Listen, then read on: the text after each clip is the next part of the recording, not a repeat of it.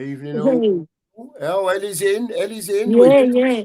I'm We've here. you got here just in time, Ellie. I was just Thank going to you. say, where is everyone? I don't know where the sheriff is. I don't know. And I'm like, well, I better He's start the making a show then. cheese sandwich. Honestly, I thought he was on with me tonight, but Is, he's not here. shall I message him? I just have. I just Oh, have. okay then. Yeah, All I just right. have. It's all right. It don't matter. He'll I join when might he's be on the ready if he's toilet. having. You know what I mean? Yeah. How, how are you, Ellie? You all right? I'm all right. Yeah, I just got off Hasper. Right, Oh, yeah. we had a really good debate about Enoch and not putting slander on the trophy that Ange won. Because Yeah. Yeah. yeah, have some respect. Come on, we won a trophy and we beat serial trophy winners. Yeah, that ain't no mean feat. No, no, you're You right, know. Ellie. Yeah, listen, Ellie. I'll tell you now, and I don't know if you know. I didn't like Ange from the Chelsea game, Yeah, right? I know you And I didn't. wanted him gone. And I'll be honest with you, I did. I wanted him gone. I wanted him out, right? And then Yeah, and then we went through the season in the league. We've heard all the different tales of they said this, he said that, and whatever. yeah, I'm not really bothered. All I know is it was a disaster. For in the yeah, Premier League, especially at home, it was a disaster. Yeah. yeah. And And it's then repeated this season as well, hasn't it? yeah, it has been. And don't get me wrong, I'm very thankful that we won the Europa League. And thanks, Ange. I say it on air and I've done it before. Cheers, Ange. Big up, mate. Brilliant stuff. But for me, Yeah. it's still had to change, Ellie. Do you know Yeah, what I mean? I get you. I do get you, right? But what I said on Hasper, I said if the managers are really backed and we build Cookie, right? We build something for them, right? And we've been very, very unlucky with injuries. Bloody hell. Last season, Ange was unlucky with Yeah, all those injuries. And then obviously when they came back, he should have performed better in the league. He got us over the line in the Europa. That's yeah, good. But you can't put the damper on the trophy. I love it. I love winning trophies.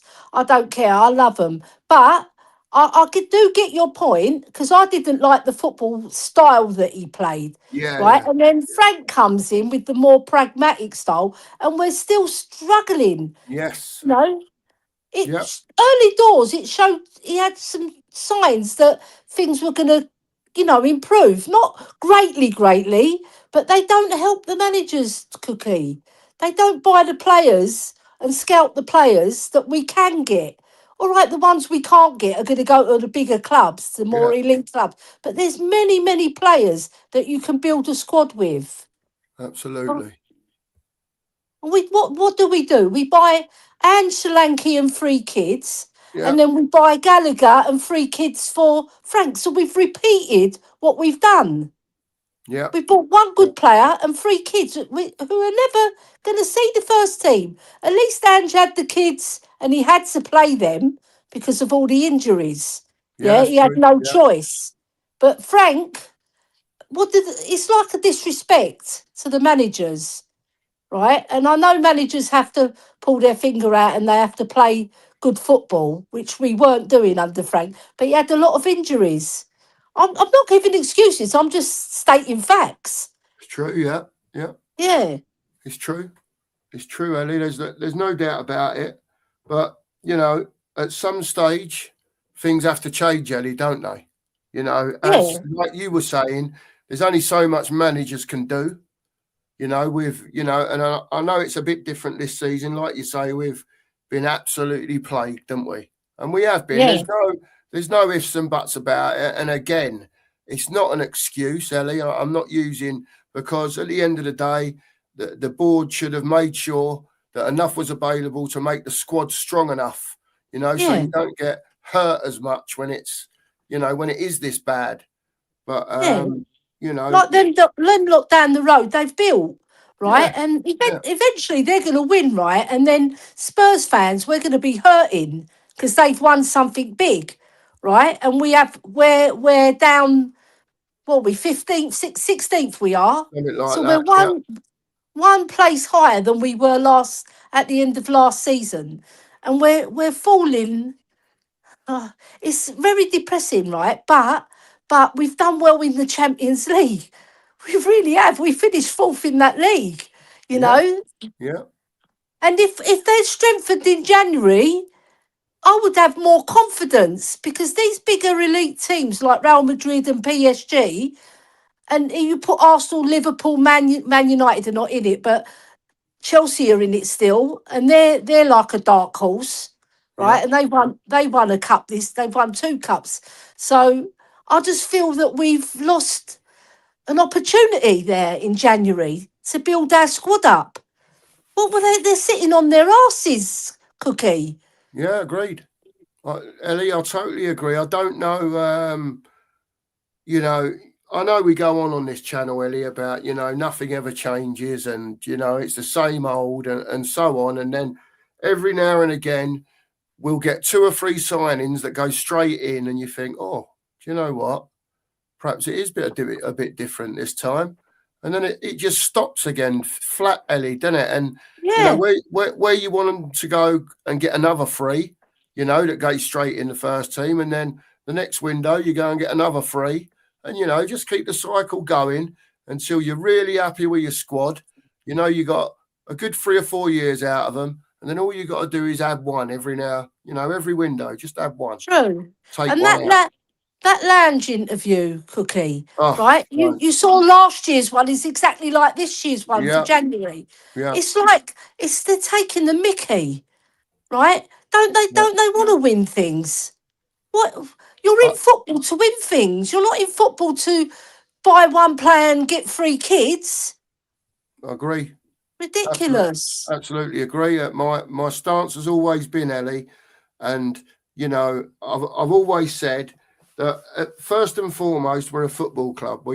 They've built their whatever they're building money wise from Tottenham Hotspur originally, and fair play. Whoever's put the money into it's put the money in. They've made their money and are still making their money, right? Yeah, But at the end of the day, Ellie, the mentality in the club, if it's not running from the top, it don't matter so much. Then that all feeds down to the bottom at the end of the I day. know. And Ellie, you've been in football, you've been in professional football, Yeah, and the mentality's got to be right all the way down. It's not just about the players on the pitch and the manager. We're at the stage now, Ellie, where we've got rid of the manager, and they've almost at their last option now. They've gone and got Tudor, and almost said to him, "Right, Eagle, you got to get us out of trouble here. You got to give us yeah. a bit of He's time." done it. He's done it for a few clubs. So Yep. they've seen his CV and they thought, right, this is the man. All right. I feel sorry for Frank in a way, right, Yeah, yeah, yeah, because of all the injuries, but he shot himself in the foot by not being more daring with the football. Going for it a bit more, like we mm, did against Man City in the second half. Those players can play better than what they're showing. yeah, All right. You've yeah. seen it, but they don't do it consistently. Mm-hmm. Right. But when you think about it, they haven't got all the players around them that are going to help them, like Kulu, like Madison. If you've got those 2 players, it makes a massive difference. It really Mm, does.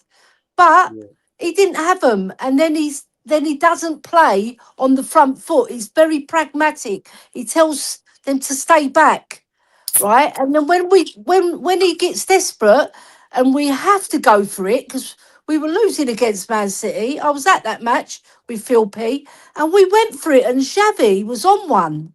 yeah, Honestly, he's like he had fire in his belly and he was going for every ball. Paulinho, bang, wins the ball back, and we're on the front foot. All of second half, we were on the front foot. For about 10 minutes, Man City came back into it, but we still held strong. yeah, Yeah, we still didn't let them have really clear-cut chances, which yeah. is no mean feat against Man City because they're a very talented team, Oh, yeah, right? absolutely, Ellie. Yeah.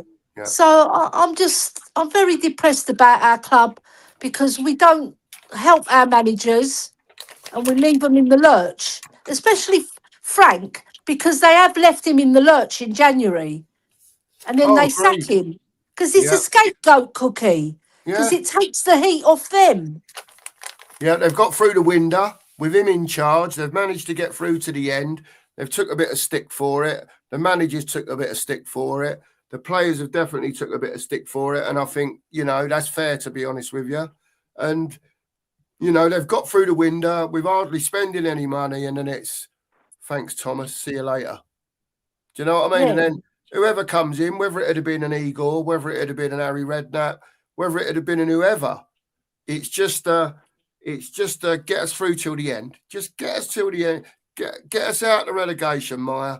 As long as you keep us away from that, there's your few quid. Thanks very much.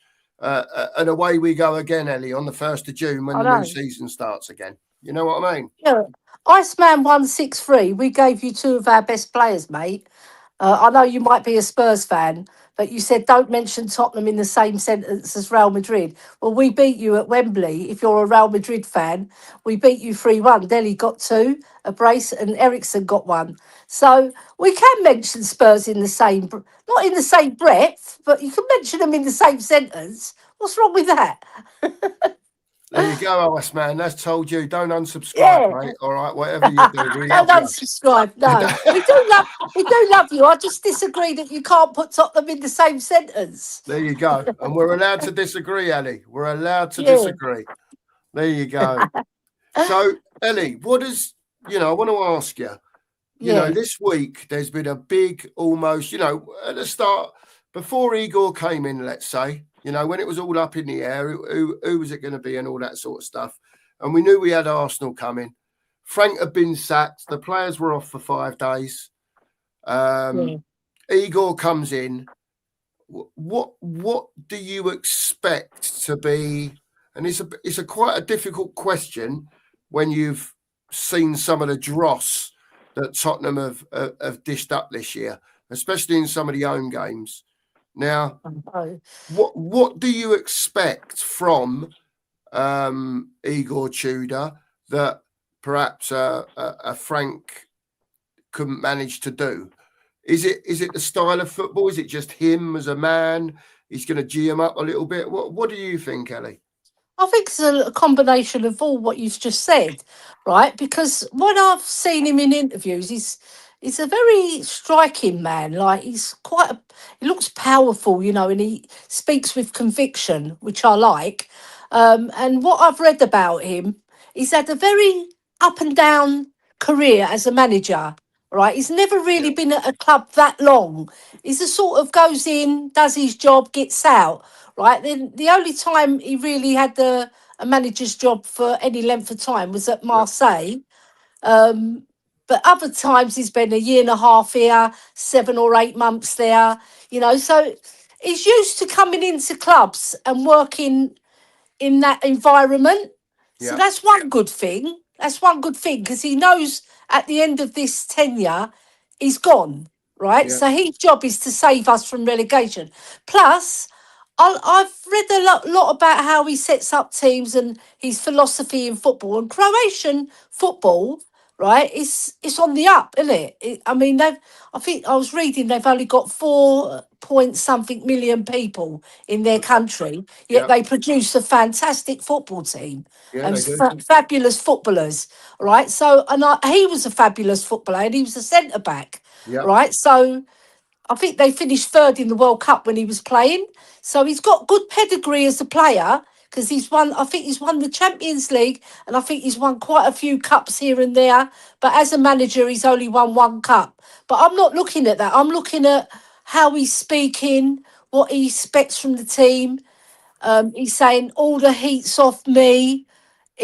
My job is, it's not about me. It's about the club and getting them to safety, which I like. Yes. Because he's not bigging himself up, As for the style of play, we have to wait and see because I think he's going to be quite adaptable to the type of players that he's got. He's only got 13 to choose from, to tell you the truth. So he has to pull a rabbit out of a bag, doesn't he? And he's got to get the players fired up, right? And there's no better game to start off than North London Derby, right? Because we went to the Emirates and we were embarrassing.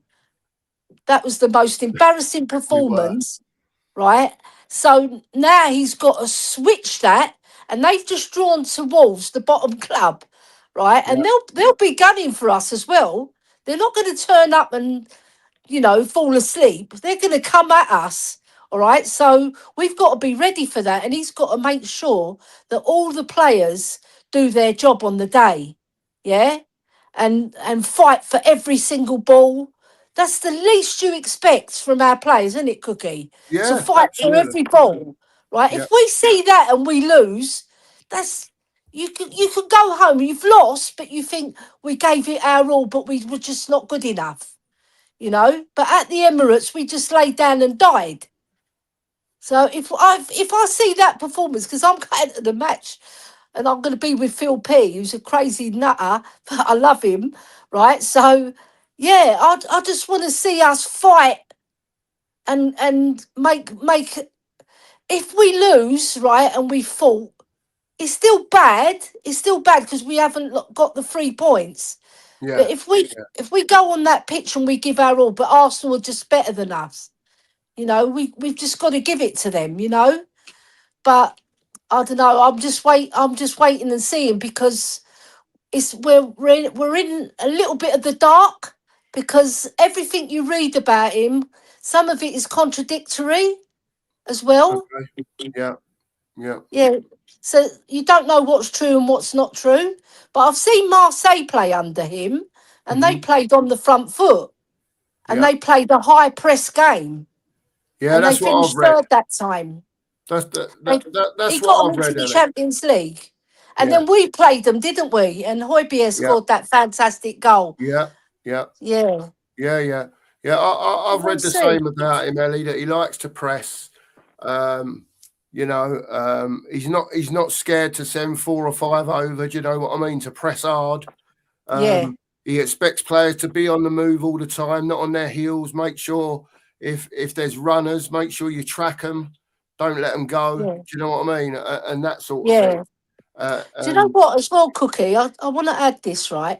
Arsenal are a very methodical team, yeah, right? They don't play quick, quick, quick, quick like Man City do, right? So if we press them off that game and we disrupt their methodical way of playing, they don't zip the ball here, there, and everywhere. They build up their play very methodically and very slowly, yeah, pragmatic, like like Arteta was as a player, yes, right? And yeah, that until it gets to Saka or Martinelli or Madueke, they haven't got no speed in the team because Rice isn't a speed merchant, nor is Supermendi. They're all efficient players, right? yeah, And yeah, Rice is the one that makes them tick, right? yeah, So if we can stop that, Paulina's going to be pivotal, and whoever he plays, either Sarr, Basuma, or Gallagher, it's going to be two of those three. I hope he plays Gallagher because he's got a point to mhm, prove as yeah. well. I think he Yeah, because will. he got hooked in his last match Yeah, against Newcastle. He was having a stinker, so yeah, he'll be up for the game, right? So I'm just pensive because I don't know what to expect, but in a way that's exciting as well. yeah. Of course, of course. And do you think Sousa will play tomorrow on Sunday? I keep Um, saying tomorrow because I if he don't goes think free at the so. back, Ellie, if he goes free at the back, he may well Yeah. do to keep Spence on the right hand side. For him to do it down the right and Sousa to do it down the left. Yeah, it depends if Poro's fit. We don't really know. No, no, we There- don't. There's news, but he's been training, Yeah, right? And yeah, I don't know whether he'll put him into that match because it's a bit of a baptism of fire mm, for the young lad. I'm yeah, not sure. I'm not sure. But mm, either way, he's going to be on the bench. If he doesn't get into the first 11, he'll be yeah. on the bench. And do you think that's the same for Richarlison as well? Yeah, there's conflicting Ellie? information about Richarlison as well. He Mm, was in training, I heard that, yeah, right? I didn't watch the training session yet, but I will do later. Um, but Richie, he's got a bit of shithousery. He'll get in and amongst them. If they play him on the left and then Solanke in the middle, or they can. The thing is, they got options. They got options up front. Yeah, it's not the best options. So, I wish we still had Kane, but we haven't got them, Kane and Sonny. But Mm. let's see what he does. He's got to get a tune out of every player because Arsenal are a really good side. They can pass really well. And I saw the stats at Wolves. They made over 500 passes to Wolves 200 and something. Yeah, You see, because yeah, they keep the ball very well. That's where you've got to disrupt them. Got to yeah. Look, disrupt that passing game. yeah, like Brentford did, Ellie, the other night. Yeah, they got at Brentford them, in didn't second they? half. They Yeah, didn't let them breathe. They put Arsenal off their game, and then Brentford are very good. They zip it about Brentford. yeah, Yeah, yeah, yeah, yeah, yeah. But yeah, I mean, I think Brentford have shown in a way that how you can get to Arsenal, Ellie. Do you yeah, know what I mean? And 100%. if we can do something similar, and maybe sort of have a go at them, I don't know how that would work in an ideal world, but like you said earlier, Ellie, we don't know what Big Igor's going to do. We're just assuming we Mm. know what he likes to do, but whether he can do that or not, to do that, he's going to probably have to play Paulinho at the back. He might have to play a Sousa on the left if Porro's not fit. If Porro's fit, he may well play Spence on the left. Who knows? Yeah, that's what I think he'll You do. know, if there's no Yeah. Richarlison, I've heard today, Ellie, I don't know if you've heard it, but I've heard that Solanke's not well. Oh, flipping So hell.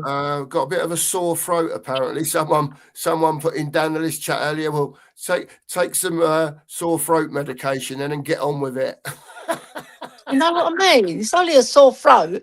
That's I've it, played isn't it? with worse. That's it, isn't it? Yeah, You know what I mean? But, yeah.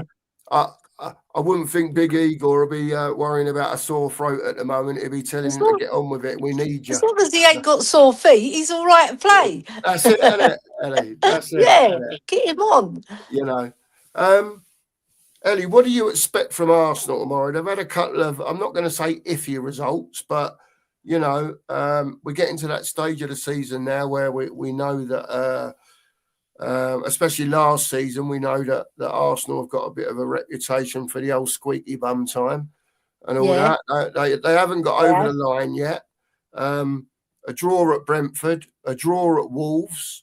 yeah. Do they have any concerns coming to us, or is it just same as usual for them? We'll prepare for them, and we'll get on and try and win the game, or do you think they have got a little bit of the shakes? Yeah, I think they have. And I don't know what Arteta's doing. He put Saka in the 10 Yeah, and he played Madueke to accommodate both of them. So he changed his system, right? And he's got Eze, who can play the 10 role perfectly, right? And he hasn't been given the chance. I mean, the last time we played them at the Emirates, he scored a yeah, hat trick against us. yeah. And then he scored the winner against Palace. And since then, he's been dropped to the bench. He hardly gets a look in. If he gets 20 minutes here, 20 minutes there, right? And I just think that was really weird that he did Mm, that. yeah. And a lot on Talk Sport, they were talking about it as well, right? It just seemed really weird. But I just feel, I feel what he's going to do, he's going to play Eze, right? Because Eze is always up for playing against us. Yeah, Saw yeah, Savage show and he said that as well. yeah, But I think he'll play Madueke and Trossard. I don't think he's playing Martinelli because he lets him down too much. But he'll have Eze in that 10 because Odegaard's not fit. right. I think he was on the bench. He was on the bench, but then he didn't get on. I don't think, or did he come on and then he went off again because he got injured? He's like made of paper. Odegaard. Give him Yeah, one little kick and he's off for 6, 7 weeks. Ellie, I don't know if Trossard can play because I thought he went off the other night as a concussion sub. Oh right, yeah. They need. Is it 2 weeks you have to have? I thought the rule was now if you use the concussion sub, whatever player that was that went off with that Okay. problem, he's off for either whatever it is, 10 days, 2 weeks, whatever it is, because they done it with Bergvall, didn't they? Yeah, yeah. Well, if that's the case, then he's going to play Martinelli, isn't he? He's a pace merchant, but he hasn't got a brain on him. It's, you Yeah, know what I mean? But I'm not going to say too much about him because he'll bloody go and score against us. So I'll yeah, say yeah. he's a good player. He's a very good player. You know it, don't you? Right, Ellie. Ellie, I need you to talk for a minute because I've got to Yeah, work yeah, out how I'm going to put the link in the chat. I know how to do it, but give me 30 seconds. Talk about the game. Talk about what you want yeah. to for a minute. Yeah, do you know what? I just want us to go on the pitch and give them a game, right? And actually get amongst them and put them off their game, like I said, and try and win the game by putting our better players on the ball as well. Get the ball to Xavi, get the Yeah, ball to Gallagher's pretty good on the ball. He's not brilliant, but he's pretty good and he can carry the ball really well. And then get the ball to Solanke in the middle. I don't want to see Solanke dropping into the middle. I want him up top. And then obviously he might even play Tell on the left, you know. He yeah, might play Tell because Tell, do you know what? Right, he's begging for a manager to give him a chance, right? And every time he gets a little chance, he comes on and he scores. And he doesn't do too badly. He's not total pants, right? I see some fans they say he's crap. He's not totally rubbish. So he might have a bit of fire in his belly to prove that he deserves a place in the team. He's only yeah, young. We've lost Odebear on the other side. So if Porro starts, he'll be doing a lot of work getting up yeah, and yeah, down that pitch. All yeah, right. And yeah, then we've got Mwani who can play as a winger against Newcastle. He came on and we played him on the right wing, yeah. and he's a very good technical player, Mwani. But he's just when he gets in front of goal, he's not very good. Well, for us anyway. But Seems that way. other teams I've seen him finish really well. It's just there's a curse on some strikers when they come to us, right? But yeah, I'm thinking I just want to see us really go on that pitch and give them a game, Cookie. There I you don't want go. to come. I don't want to come away from that ground thinking, oh, we played crap and we gave up. Please keep your voice down. Yeah. Absolutely. Oh, my There you husband go. said keep That's my all right. voice down, but I Shut the can't. doors. I'm going to let That's it. Dave in. Dave's here now. Big up to Yes, you, Dave. Dave. And if anyone else wants to come Hey, on, the Yay. link is in the chat. So press the link, it'll bring you in. If you can have your camera on, Danny, if you want to come on for a bit, you're more than welcome, mate. Jump on and have your say, mate, by all means. And anyone else is more than welcome. But if you can have your camera on, that'll be good. Hello, Dave. How are you, mate? yeah, good mate, good.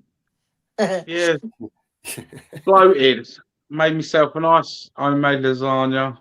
Nice. Oh my And, God, lasagna. Don't mention lasagna on the stream. Yeah. Dodgy information oh that, God, Dave. yeah. Yeah. Oh, was Can it you send Arsene some to Wenger's special Arsenal? menu? Yeah. Well, at the moment I feel all right, so unfortunately it's not poisonous. Let, let, But yeah, no, let's hope not, Dave. Let's hope not, mate. they took us right up there, didn't they? There you go. There you Yeah. go. How you feeling, Dave? About Sunday now. We've got to Friday, end of the working week, and has your opinion changed on anything from things you've heard? Do you think the result might be different, or Uh, what do you think? I know. I said the other day in your last show. I think at that point I was just hurting. Do you know what I mean? Hurting of what's Yeah. happening with the club and stuff Yeah, like that. Mixed emotions, and I said, "Oh, we're going to go down. I don't think these players have got the fight in them. They ain't got the experience in a relegation battle. Spurs themselves haven't got any experience in a relegation battle. Let's be honest, have we? not So, no, do no. Well, you not know what since I the mean? So it's 70s. all, it's Yeah, all, true. yeah. Yeah, It's like all new territory for these players. But then I looked at like who we got coming back. We've got Richie back. I know that doesn't say much, but it's still another player. We've got Bergvall to come back in about 4 weeks, they reckon, and we also got Kudus back. they're hoping at the end of March. Yeah. So, and I think we've still got then April to end of May to pick up some wins. Do you know what I mean? Yeah. And so yeah, I was watching his press conference today, and straight off the bat, he don't give too much away, which is good. Do you know what I mean? Unlike our captain, just screaming everything about what's bad about the club at the moment. Do you know what I mean? But yeah, he's quite assertive, isn't he? And you get that vibe from him that he's not here to piss ball about. He's here to do a job, and do you know what I mean? Get the job done, get us out of that horrible danger zone, and hopefully, fingers crossed, go on a nice little Champions League run, because I've been watching the Champions League all season, and there's only two teams really in it that stand out for me, and that's Arsenal and Bayern. I think Yeah. all the other teams, they're all beatable, in my opinion. Don't think. I mean, I was absolutely staggered at the Juventus game the other night. Absolutely staggered by that. I wasn't expecting 5-2 to go. I know they went down 10 men, but I didn't expect Galatasaray to be putting 5 past Juventus. And then the good old Club Brugge, the underdogs, and Bodo. Do you know what I mean? Oh, What a dream! They're a bloody well-drilled team. They are super well. They are super drilled. They are, and at home, they're a hard nut to crack. The same as Club Brugge as well. And I tell you what, who's that left winger they've got? Bodo. Hoiga. What a player he is! I know.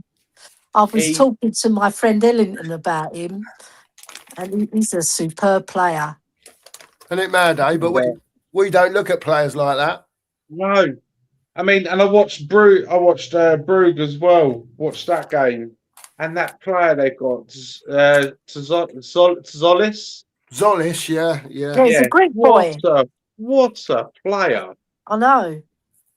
We haven't got it. You know, we were talking about players on the last show, Mark, and it was about players hiding. Yeah. You don't see players like him doing that, do you? You don't see him. Don't. He wants that ball. Every time that ball goes forward, he's screaming. He's throwing his hands up in the air. Do you know what I mean? Yeah. Us Greeks are good at that. Especially when we want seeding. How much is he in the transfer window, Ellie? Zolis. He's gone up a bit, but he was 25, 30 mil, but he's probably about 50 now. Yeah, I'd say he's still about gettable, He's gettable. He's gettable. We spent 65 on Solanke and nearly 60 on Richie. Oh, geez. There's a Greek boy at Brighton as well who bloody scored a brilliant goal a couple of weeks back. He's bloody good. Tasty player. He is a tasty player. He's only 18. These are players I think we need to go in for in the summer. Yes. Fresh, young legs, hungry, wanting a point, moving into a big league, massive league. Massive step up from... See, Dave, right, there's young players, right, that have played a lot of games, and there's young players that haven't. Right, we've bought a young player that hasn't played a lot of games in the left back, Sousa. He hasn't played. I think he's played 20-odd games. But these Greek boys from Greece, they play a lot of games because they don't get a look in usually because it's saturated with foreign players in Greece and Turkey. Yeah. Turkey's saturated with.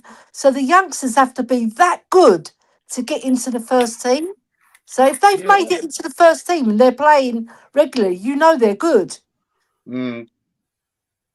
Yeah, absolutely. Just Alex, if you want to come on, mate, the link's in the chat. It's not pinned to the top, but if you go up a little bit, or it's on the screen now. By all means, if you want to come on, jump on, Alex. You're more than welcome. As you're putting stuff like this, so I want to hear from you.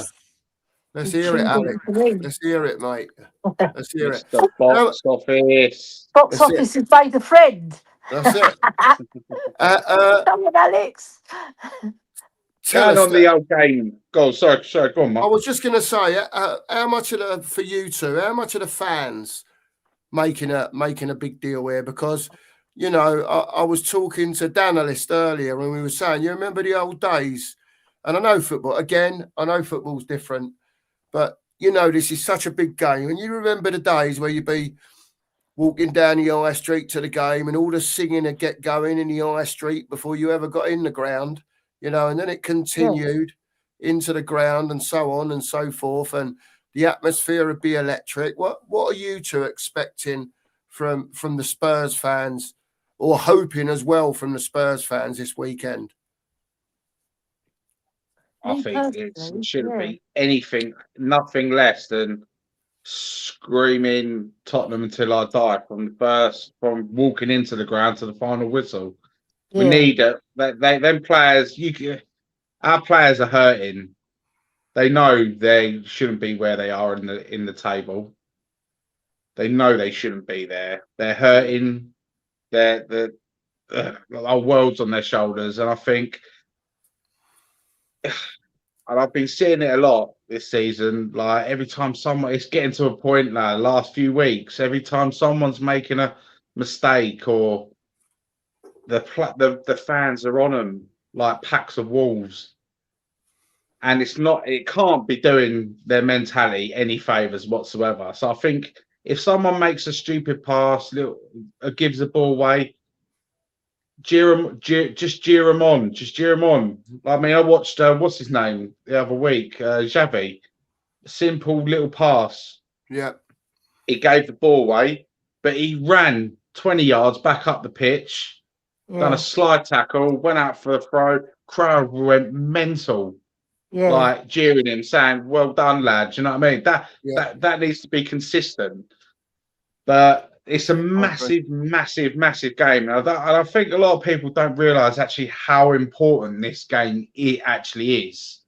I know it's a North London derby, but this is one of the bigger ones out of recent years. This is a really big one. Right. We're fighting we need every point we can get because we're in a bad position in the table, and they're in exactly the same boat because they're pushing for a title.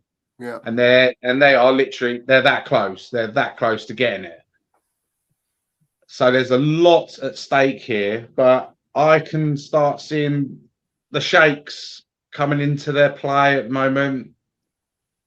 It's happening. Like Wojciech Szczesny always says, taking the piss out of Spurs. It's happened again. It's gonna.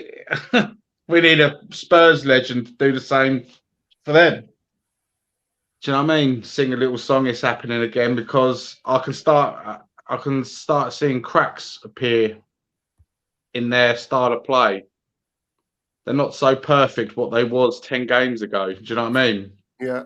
Man City haven't hit their run yet, have they? Where they go like that 10 game unbeaten streak. Do you know what I mean? Whether there's like 8 wins, 2 draws, they've not hit that run yet, and that will happen. But will it, Dave? Because will it happen? And I'll ask you the question while you're talking about this, because I think, right, both these teams, Man City and Arsenal, at some stage in this 12-game run, I don't see Man City going out and doing what they used to do when they needed to do it, because I don't think they've got that quality of player. I think they will drop points, but I think somewhere along the line, Arsenal will too. Yeah? I don't think Arsenal are winning all their last 12 games by any stretch of the imagination. I think they'll probably lose one along the line and draw a couple. Do you know what I mean? Yeah, do you know where I'm coming from with it? I think it's like really tight. Absolutely. I totally agree. I'm totally with you on that one. But it's Pep, isn't it? He gets the job done, doesn't he? Doesn't matter who he's got playing. I He's got mean, the like when mentality. when they won the title season before last, he had at one point out he had no Rodri, no Kevin De Bruyne, no Foden. Still got the No. job done, didn't Yeah, he? fair Still play. Yeah. remember.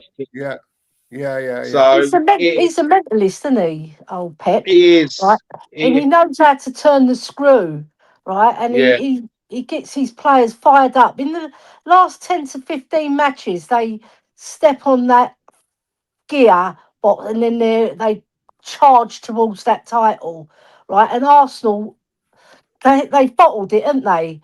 Only when Liverpool won it, they really last season they weren't really in it, right? So they didn't really bottle it last season, but the two seasons before that they did. All right, I just on the fact about the fans, right?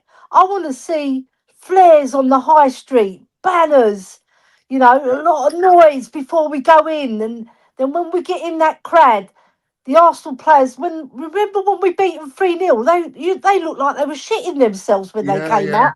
And yeah, Arteta had a blank face. He couldn't handle it. And 2 weeks before, Conte was giving it, weren't he? He was like saying, "Oh, you pulled out this COVID card yeah, to play the game in May, right?" And we done them that day, so we got to do them again. We got to put the spanner in their works and yeah, kill them off. Because I reckon if we beat them, that's their title gone. Because their I yeah. agree. Because mentality, I think that's them gone. do you know what really upset me though? Really upset me. We'll beat them this weekend and fucking sit. Sorry, my language. It's all So I know right. you're You're Better all getting right, not to Dave. lose. You're all right. Go on, mate. Go on. um, and City going roll over for Newcastle on the weekend. Oh, that would really Oh upset me. no. That would. That'd be Because devastating. they beat them 5-1 on aggregate in the League Cup, didn't they, to get to the League Cup final?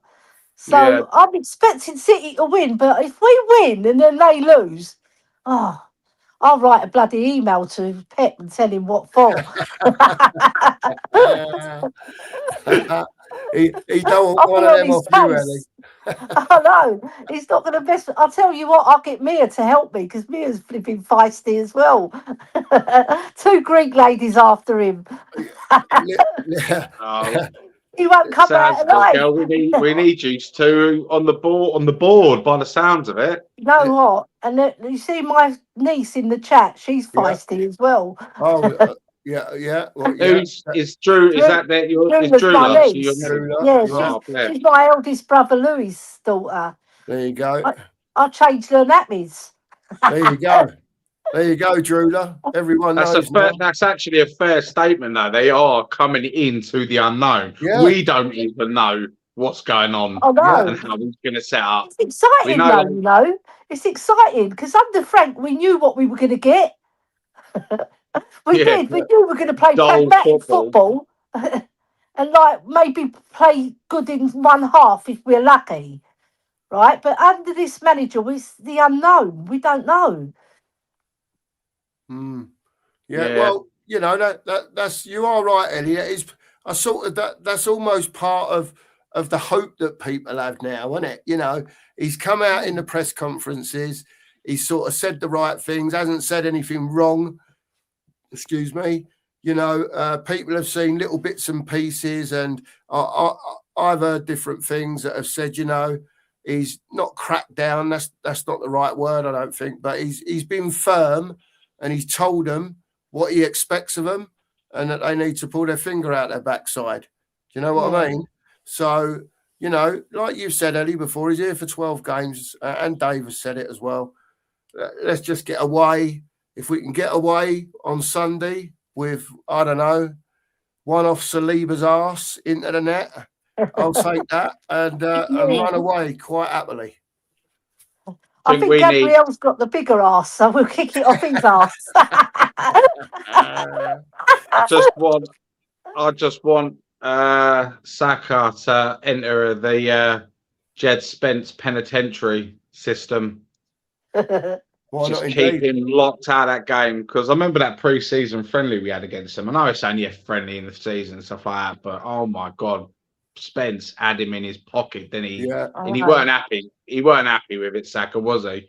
Weren't happy. Yeah. I know it's only a friendly. It don't really matter, but I Yes, want to see more of that. doesn't matter because it's a friendly, but no game against Arsenal is a friendly, if you know what I mean. Exactly. Yeah. Well, Yeah. we're up for it anyway. Let's Yeah. just. Go on, mate. If we lose, we lose. But if we lose, and you could see that every player gave 110%, Yeah, really fighting for it, giving them a game, I'll accept that.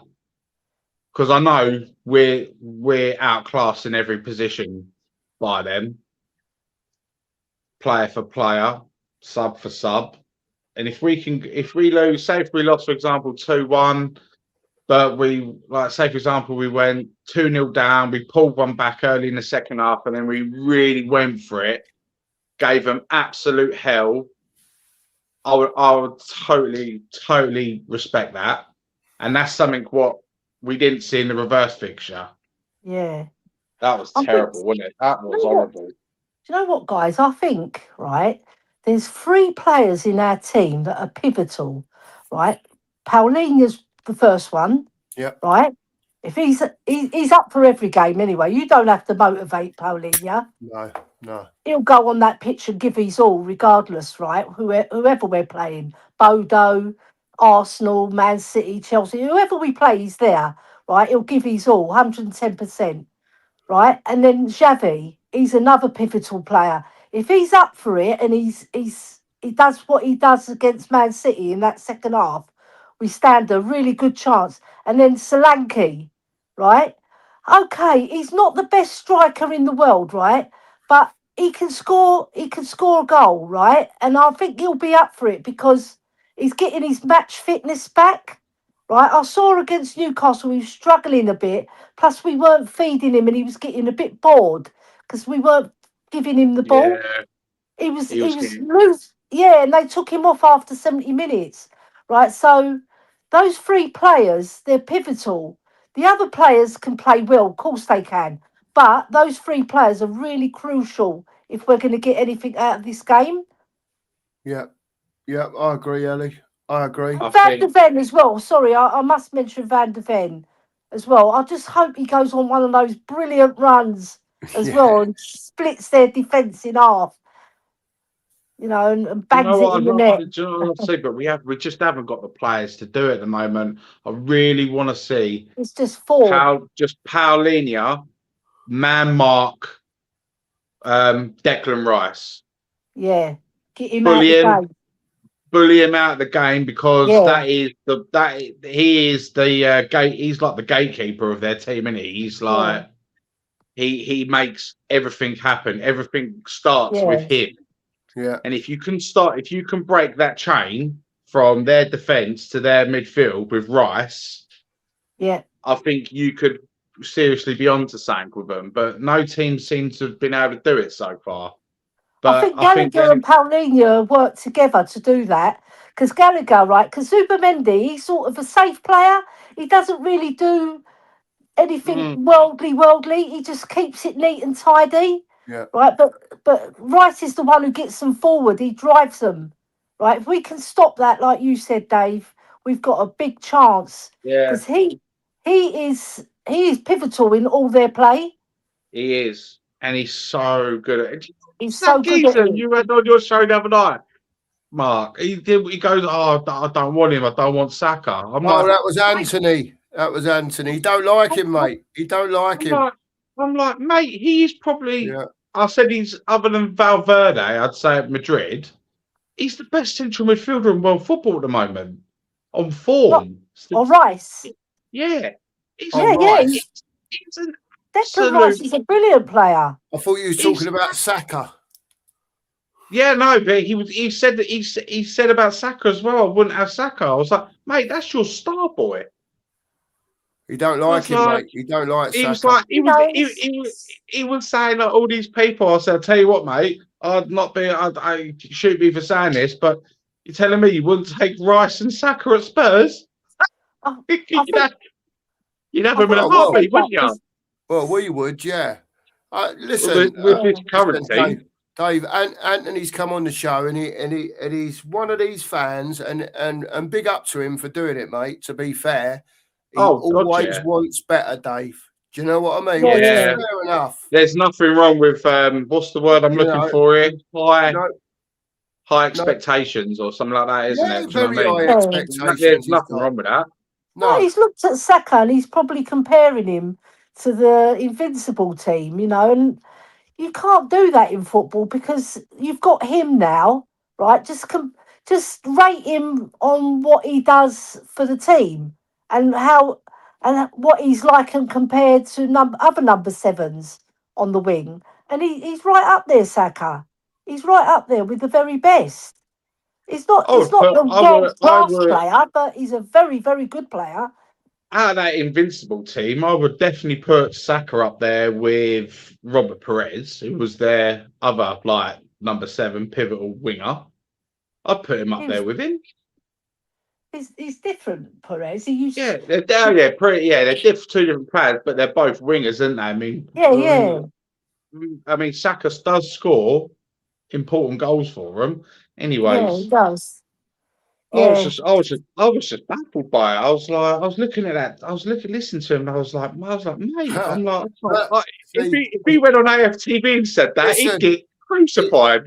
in defence of Anthony, right, like what we just said and what this Dominic's put here, he's put Anthony's expectations were very high, perfection, right? And yeah, to be fair, I don't think there's anything wrong with it. I think he's watched his team, for the yeah, last 4 or 5 years be so close. Do you know what I mean? Yeah, On a couple of occasions, now they've, they did spend some money in the summer last year, and they've bought another 3, 4, 5 really good footballers. Whatever you might think of them, Arsenal spent the money. Every yeah. player's not everyone's cup of tea. Whether It's we true. think they're good and other people might not. So I'm not, no disrespect, Dave, but I wouldn't. I personally wouldn't have a go at Anthony. And I know you're not having oh a no, go at him. I know you're I not. was just, I was Yeah. just shocked. I And was you just know like, why, though? You know why, Dave? Because our standard of player, of it's what crap. we've got, I was like, mate, you try supporting this. Look at He all the said he wingers you've likes got. Kudos, didn't he? He said he'd have Kudos over Saka. That's what he yeah, said. he's here Yeah. now. He's in the chat. He's in the chat, Anthony. The link's in the chat. You're more than welcome to pop on, mate, if you want. If I don't know if you're out and about or if you've got He's 10 not more minutes, click the link, mate. Come and talk to It's us. who you Come and like. talk to us. There's different players, right? I used to like And you Højbjerg, have. right? And I got slated for it. But the Oh, I people love that liked Højbjerg. him, the people I that love liked him Højbjerg. were on my side because I like players like that who get stuck in. That's why I like Paulinho. Paulinho is a different class to Højbjerg. He's much better. And I'll say that to anybody who asks me, I'm honest, right? Because Paulinho he's the type of player that I like. And I loved Graham Roberts.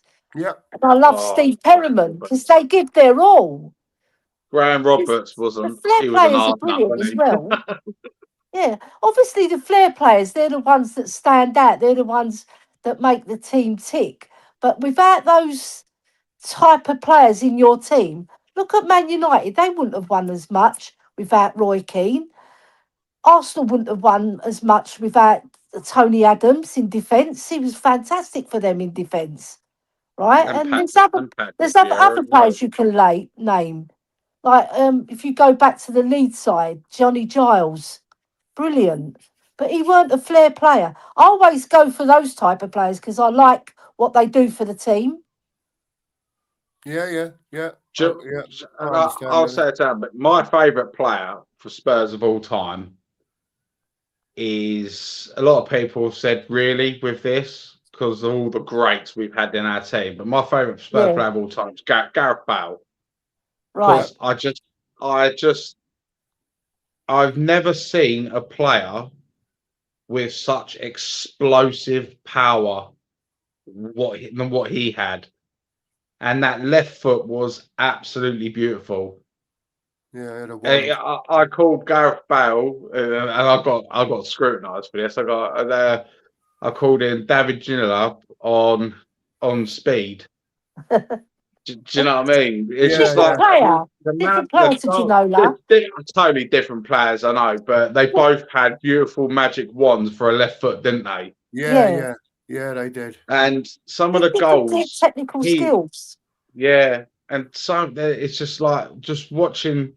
It was like that game against Inter Milan. Yeah, we were 4-0 down at half time, but then Gareth Bale put Right, his name on world football with that Yeah, second yeah. half performance, Do you know at didn't the he? end of that match, I thought we'd won it. But we lost 4-3 and then we won the return leg 3-1, didn't we? I think Yeah. Pavlyuchenko And then scored. and them fans in the San Siro, very hostile people. Yeah. Very, very hostile. And even when that third goal went in, even the whole of the San Siro all stood up and clapped him. I know, All they're stood up clapping and him. clapped him. Yeah. Because sometimes you just gotta respect. Do you know what I mean? And he's another reason he's gone on to have a glowing career, Gareth Bale. He Yeah. single-handedly won Madrid. He won 5 Champions Leagues with them. He's won 2 of them on his own, single-handedly, didn't he? Yeah.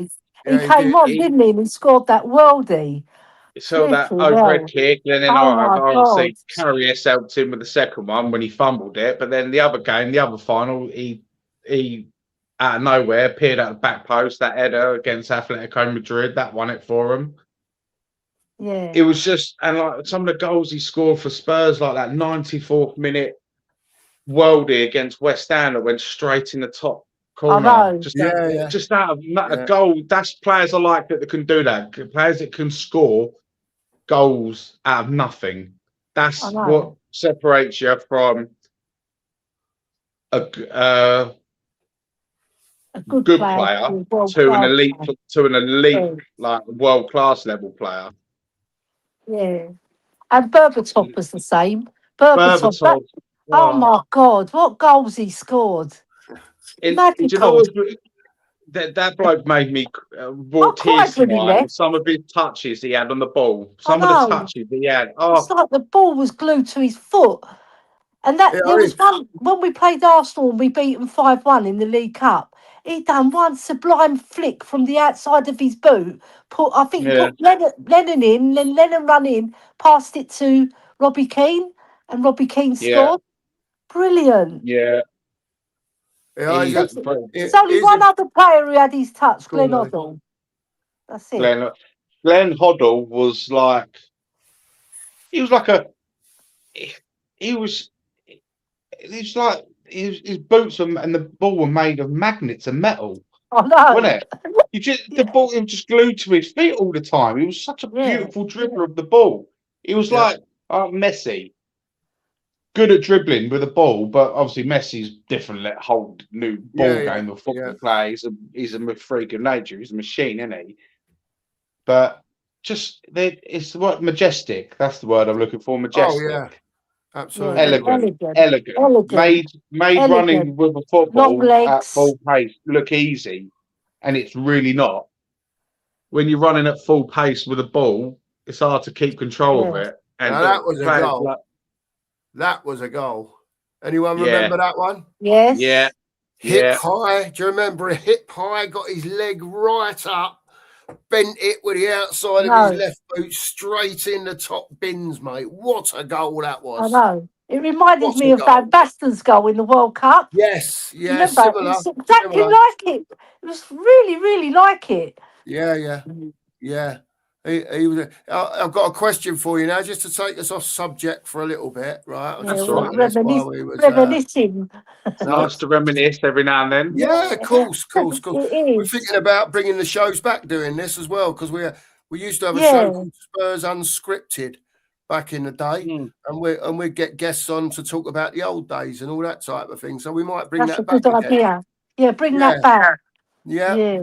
What was I going to ask you? If you could pick one Spurs player, not necessarily that you've seen, right? And for all you people in the chat, right?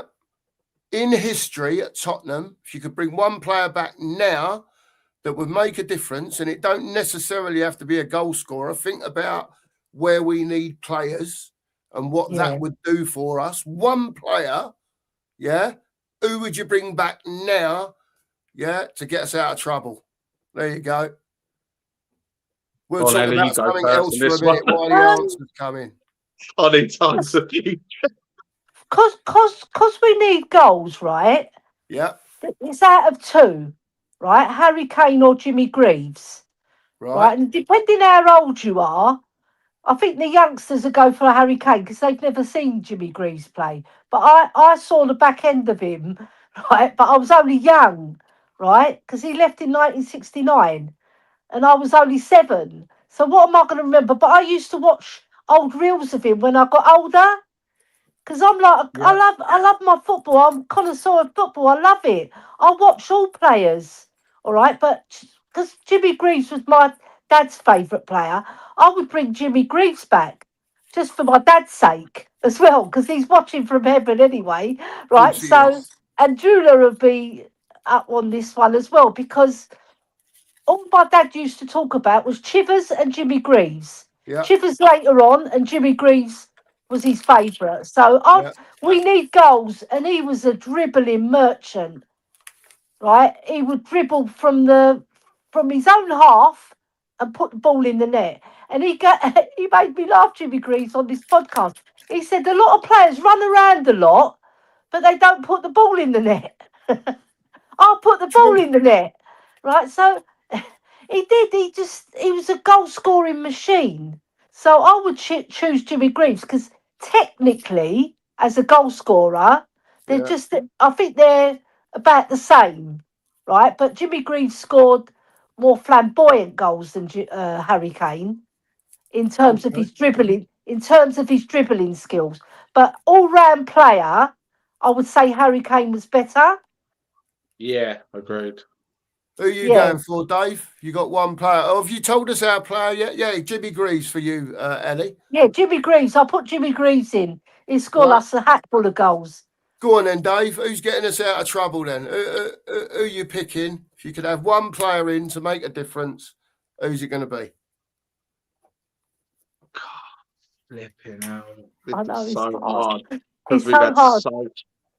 But I think we're missing. If I'm looking back, if I'm going back just to Poch's team, I mean, what I'd give now for a prime Musa Dembele, Oh my God. I someone who know. can not only break the ball, the opposing opposition's play, but dribble around about 3 or 4 players and put a defense splitting pass through. We haven't got that in our team, and that's what our team's crying out for. Is a proper ball player midfielder, but who can do the dirty work at the same time.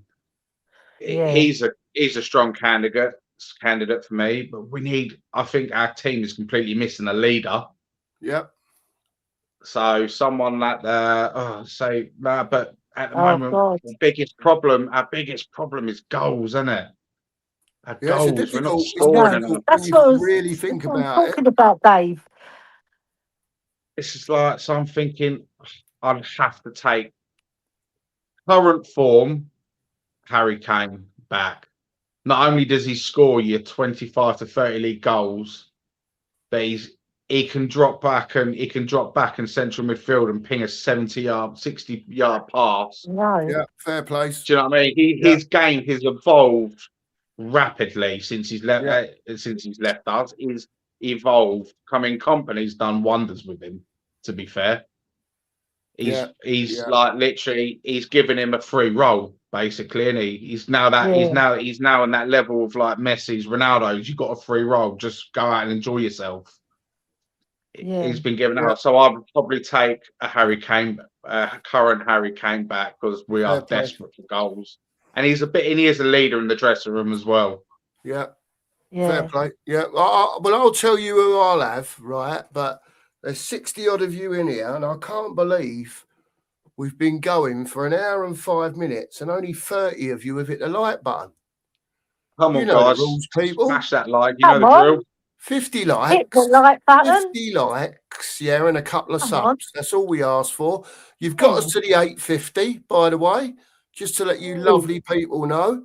I think we've done nearly the best part of 150 subs in 2 weeks, 2.5 one. weeks. Oh, well done, mate. Well Right. done. 150 away from 1K. Tell all your family, tell all your friends, send it to everyone, because it's the only way we can get new people in here. You know what I mean? And that's what we want. We want to grow the channel. It's totally Say that free. again. It's totally free to do it. Of course it is. It's free. Put your finger down on that button and share the link. Yep, absolutely. Yep, get it out there for us. We're trying to get it out there. I know Ellie's always sharing it on our I socials. put it on TikTok, Instagram, X. And there's a few can all others as do the well that same. do. So yeah, please share it by all means. Where was we with the conversation? Oh, right, it's me That now. Isn't it? player. Yeah, here Your we go. turn now. Your turn, Yeah. Cookie. There we Come on go. in, We got coming 10 up with. likes, so we're up to 40 straight away. I've got my eye on you lot. Don't worry about that. I've got me beadies on you. Right. So Yeah. anyway, for me, right, it's a player that when he came to Tottenham, right, it absolutely blew the lid off of world football. Absolutely blew it away. Right. And this geezer came in. He saved us one year from relegation, had 2 spells at Spurs. And to be quite honest with you, you know, we won the UEFA, didn't we, in '84, right? And I was up in the shelf, as you all know. I'd still put it up there with the birth of my son as one of the best days of my life. I'll never forget it. Never forget it. It was fantastic. And this fella, I think, when he came, it was like, wow, this is unbelievable. Do you know what I mean? And for me, I'd have Jurgen Klinsmann back all day long. I think he done stuff for Spurs. There's some of the goals he scored, the way he lifted the club when he came in. And that's the sort of thing that I want to see tomorrow. I feel like we're almost in that position now. Do you know what I mean? And I want someone to step up. Like you said, Ellie, I want to see Paulini if he's got to take a yellow for someone. Yeah. But make sure you do it properly. Give him a good kicking. Do you know what I mean? Without sounding, you know what I mean, Ellie, like old school days. You used to get away with murder, didn't you? Yeah. Do you know what I mean? Just get in there. Let them know you're there. You know, let them know it ain't going to be a cakewalk. Yeah. You know, let them know you're at home in front of your fans. Don't let their fans be taking the piss. You know, just get into them and do your best and shut them down, win the ball, and see what we can do when we've got the ball. And I don't think you can ask for much more than that, to be fair. I agree with you. Jurgen Klinsmann. Go on, Jurgen. It's like a gazelle when he runs. Oh, like glides across the pitch. I was watching him. I was watching him really closely because I love players that have got class as well, like world class. He's world class, and you see him right, and you see Nicky Barmby used to play with him early doors, and Nicky Barmby was a very decent footballer, right? He was a really good footballer. He just had bad legs. He had bad calves, I think. Yeah, he did. Yeah, and he learned so much of him. And then when he played with Teddy, with Ozzy, we were like 5-4 and 4-3, and it's so exciting to watch. But it came to an end. But Klinsmann's always going to live in any Spurs fan's heart because he was a fantastic footballer. Yeah, he you was. You can tell the difference when a world class player comes to your club. Yeah, definitely. Right, I'm just going to go through the chat quick, Ellie, and we'll have a few names. See what you say. See what you both think. Yeah. So, Guy says he'd take Ledley King. Well, Ledley, of course. There you go. Great player for Spurs. Absolutely, one of the legends. Such a shame with his injuries. Because if he had an injury-free career, either Terry or Ferdinand would have been on the bench for England. That's a fact. 100%. I agree with that. What a player with two dodgy knees. What a player. You know what I mean? You know what I mean? Nita's gone for Jermaine Defoe. Defoe. He's, you know. Yeah. Flipping, what a player he was. Brilliant. Our mate Az, he's gone a bit left field here. He wants someone to conduct. How about this one? Modric. Luka Modric. Yep. Eh? Class Do you know player. what? I would take Class. the Modric now, the Modric of now, 40 years old. Yeah. Oh, I yeah. would as I'd well. take him now. He still orchestrates everything in that midfield of Milan. Of course, mate. Of course he does. What a player, mate. What an Yeah. absolute player he was. And I think at the Fantastic. time, even though, you know, in the grand scheme of things, it was a lot of money. I think he was 16 million quid or something, Luka Yeah. Modric. From Dynamo Zagreb. And Harry got the best out of him, didn't he? Moved him slightly in position, and away you go. Do you know what I mean? And sometimes that's all it needs. Andrew's gone for the ledge. That'll be Harry Kane. Same as Dave. Big up to you. And Ghosted has gone for Gareth Bale. Absolutely. Another ledge, win games on his own, as he proved. He did. Johnny Stokes is in. Jimmy Greaves. Good, Have a bit of Jimmy.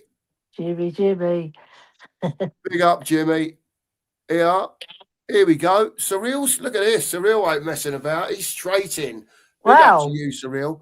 He's gone, my Spurs support in life, strongest 11, Robinson, Vertonghen, King, Ziga, Walker, Dembele, Modric, Ginola, Bale, Kane and Klinsmann. You should have been on the Lifetime Spurs, Surreal. Should have had your team in there. Yeah, there you go. What a team that is. We'll have some of that. Look at that. I'll tell you what, you take a few of them now. When you look at that team now, over the course of a few years, look at that team. And I'm sure there's others that you could put in as well. Your Tobys, for us, you know, for argument's sake. And, you know, there's loads of players that could still go in that team. Yeah. And oh my God. And then you look at what we're playing with now. No disrespect. But when I talk about levels and standards, right, look at the players listed there and look, unfortunately, at some of the players that we've got now. You know? I know. It makes you cry. There you go. Out of that team there's only one position I would swap. Go on then. I would have swapped Robinson. Yeah. For the Viking. Eric. I would put Pat Jennings in better than both of them. There you go. Oh, yeah, but this is before my aspect. Pat Jennings before my son. The Viking was brilliant. It weren't before Ellie's and it weren't before mine. You see? Shovel out. I know a lot about him. I've met him before. What a lovely guy. Lovely man. Very deep voice. Oh, yeah. Oh, Pat. Big hands. Oh, listen. I've got big hands, massive hands, right? Everyone says it, right? But he made me look like a newborn baby's hand. he came to my school, Pat Jennings, Drayton School, which is now called Gladesborough Community School. And I had to show him around my school, and I was like so nervous. I was only 12 years old. Bloody hell. And he's got such a deep Northern Irish accent, very deep voice. And I've met him a few times at the Spurs Grand, but it was such an honour taking him around my school, honestly, because he was my hero. Brilliant goalkeeper. Fantastic man as well. I've met him a few times. Yeah. I believe it or not. Such a lovely man. I used to deliver to his house on my delivery. Oh, nice one. He lived up Bell Lane. Yeah, wow. Broxbourne. He had a house up there just before you go around the top bend up towards what's it called? That little farm place up there, up that way. Anyway. That's near St David's Drive, isn't it? Bell Lane. Could be. Is it Cock Lane? I'm thinking about. It might be Cock Lane. I'm thinking about Broxbourne. Anyway, he lived up there somewhere. I used to deliver to him probably once a month, something like that. Him. I had Gazza on me round as well. That's so good. So cool. And you just used to knock on the door and talk. And there you go, sir. There's your parcel. Can you sign here? Da da da da da. Nice. Is that you, Pat? Yeah. Oh, yeah. Spurs and all that. And then you just get chatting about football. Gazza was the same. And then I moved up north. And who was it? Michael Phelan. Remember Michael Phelan? Yeah, Yeah. yeah, Yeah, Yeah. Man United, Hull and all that. yeah. I delivered to his house nearly every day. His missus used to order stuff like mad. And the times that I pulled up She's there, spending the money. well, yeah, he lived a bit sort of out the way. And it was really difficult to park the van where he lived. And I'd pull up and he'd open his gate from inside his house. I'd back down, go and get the parcel out. By the time I'd done that, he'd be standing at the front door. He'd go, "All right, Mark, how you doing?" Give him the parcel. We'd be talking about Man United and Poch and God knows what for 20 minutes, half hour on his doorstep. Wow. Just mad. Wow. Absolutely mad. Brilliant, though. Lovely to That's meet really these people. It lovely really is lovely to story. meet them, Brilliant. you know. Sonny says Kane. Guy's gone for Jimmy Greaves. He's changed. Yeah. I thought he said Ledley King. Guy says Kane's more clinical, but Greaves has the aura. There you go. Mm. Well, Nita Jimmy says Greaves still got the Jimmy record. Greaves, the best ever. Chivers, his hair as a kid. Whenever I saw him in black and white on TV, my eyes used to pop. There you go. Yeah. My Nita dad fan. used to go, Chivers. That's it. Chivers. Chivers. There you go. He certainly did, Surreal. What a player, mate. What a Interesting. player, honestly. Ellie will tell you, I don't know Brilliant. if Dave remembers him, but Klinsmann, mate, honestly. What he done for Spurs, you I know. was born in '84, so I saw. Do you know what I Okay. mean? Probably. Yeah. Yeah. Not that you'd notice too much, probably, but if you was a bit older, honestly, Ellie, he was some player, and his Yeah. celebrations was something else as well, weren't they? I'm surprised nobody's put in Gaza yet. Yeah, that's true. I haven't seen the I Gaza remember. yet. That's fine. Because he was I only do with us remember. for 3 seasons, weren't he? Say that again, I Ellie. remember. He was only with us for 3 seasons, Gaza. Yes. Yeah. But what 3 seasons he gave us. Bloody 2.5. hell. Well, Klinsmann was only with us for 2, wasn't he? I think 2.5. Two I and think a he half, left Yeah. halfway, I remember. yeah. I'll never ever forget, because I had no choice to be a Spurs fan. My whole family are Spurs.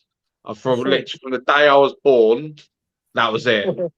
That's it. Do Can't you be know what I mean? Arsenal, can't be Chelsea. My uncle, my uncle's a massive Spurs fanatic, mental Spurs fan, and I remember him saying, "Goes, have you just seen on the telly?" I was like, "Nah." He goes, "Oh, we've just signed Jurgen Klinsmann," and I said, "You watch." He just said, "You." That's all he said to me. He goes, "You just watch." Yeah. And do you know what I mean?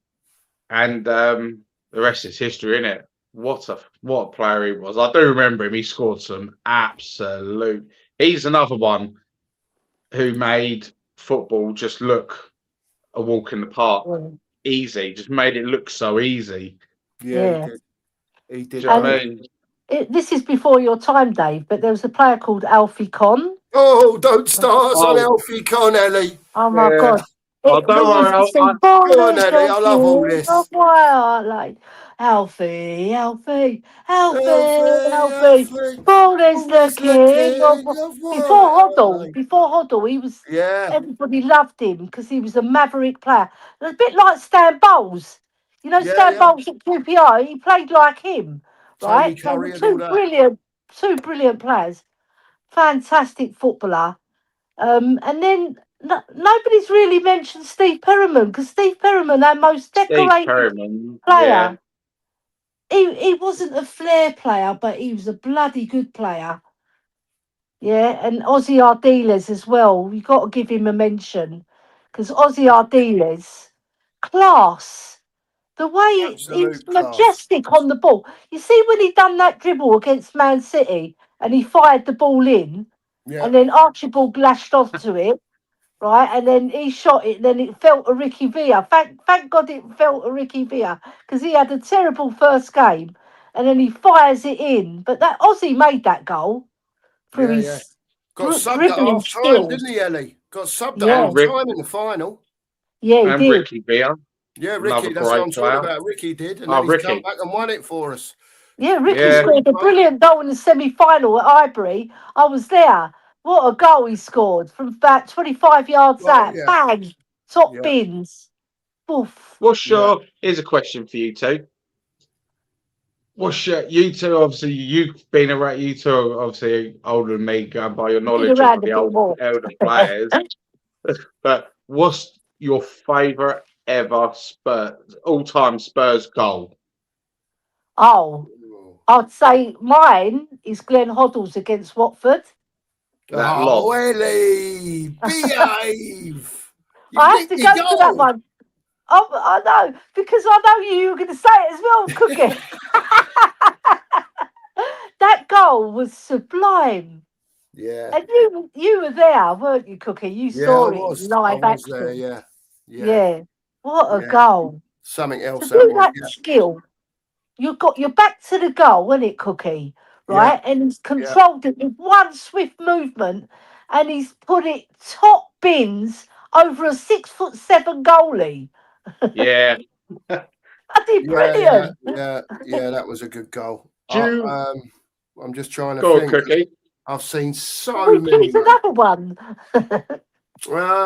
If I really wanted to pick a goal, and I thought to myself, "Fuck me, that was something special." Sorry for swearing. It's all right. We I would forgive you. say Bale's goal against Inter Milan. Which one though? Because they're Oh, all clubs. They're the, all brilliant. the All one of where them. the one where it was taxi from Icon. The You know second what I one, mean? yeah, the Yeah, yeah, Oh, second yeah, one. yeah. yeah. But that for me was just so much quality. You know, they'd raved about this Maicon. You know what I mean? And he tore him Yeah. apart in both games. He Both made him games look like he a tore him Sunday league apart. player, didn't he? You know what I mean? And I'll choose another one as well. I want to choose another one. Go on now. I want to choose Gazza's goal against Arsenal in the Yeah, semi-final Oh, of the yeah. FA Cup. What a goal! yeah. That's in my And he top put. three. That's You in know my why top I three. like it as well? Because of the commentary by what's his name, Davies. And the way he put Seaman on his ass. I loved it. Oh, yeah. Barry Davies, that's it. Barry Davies's commentary for that goal is brilliant. It's absolutely brilliant. And he's a big Spurs fan, Barry Davies. He's a big Spurs fan. It's fantastic. What a Go on, goal. Barry.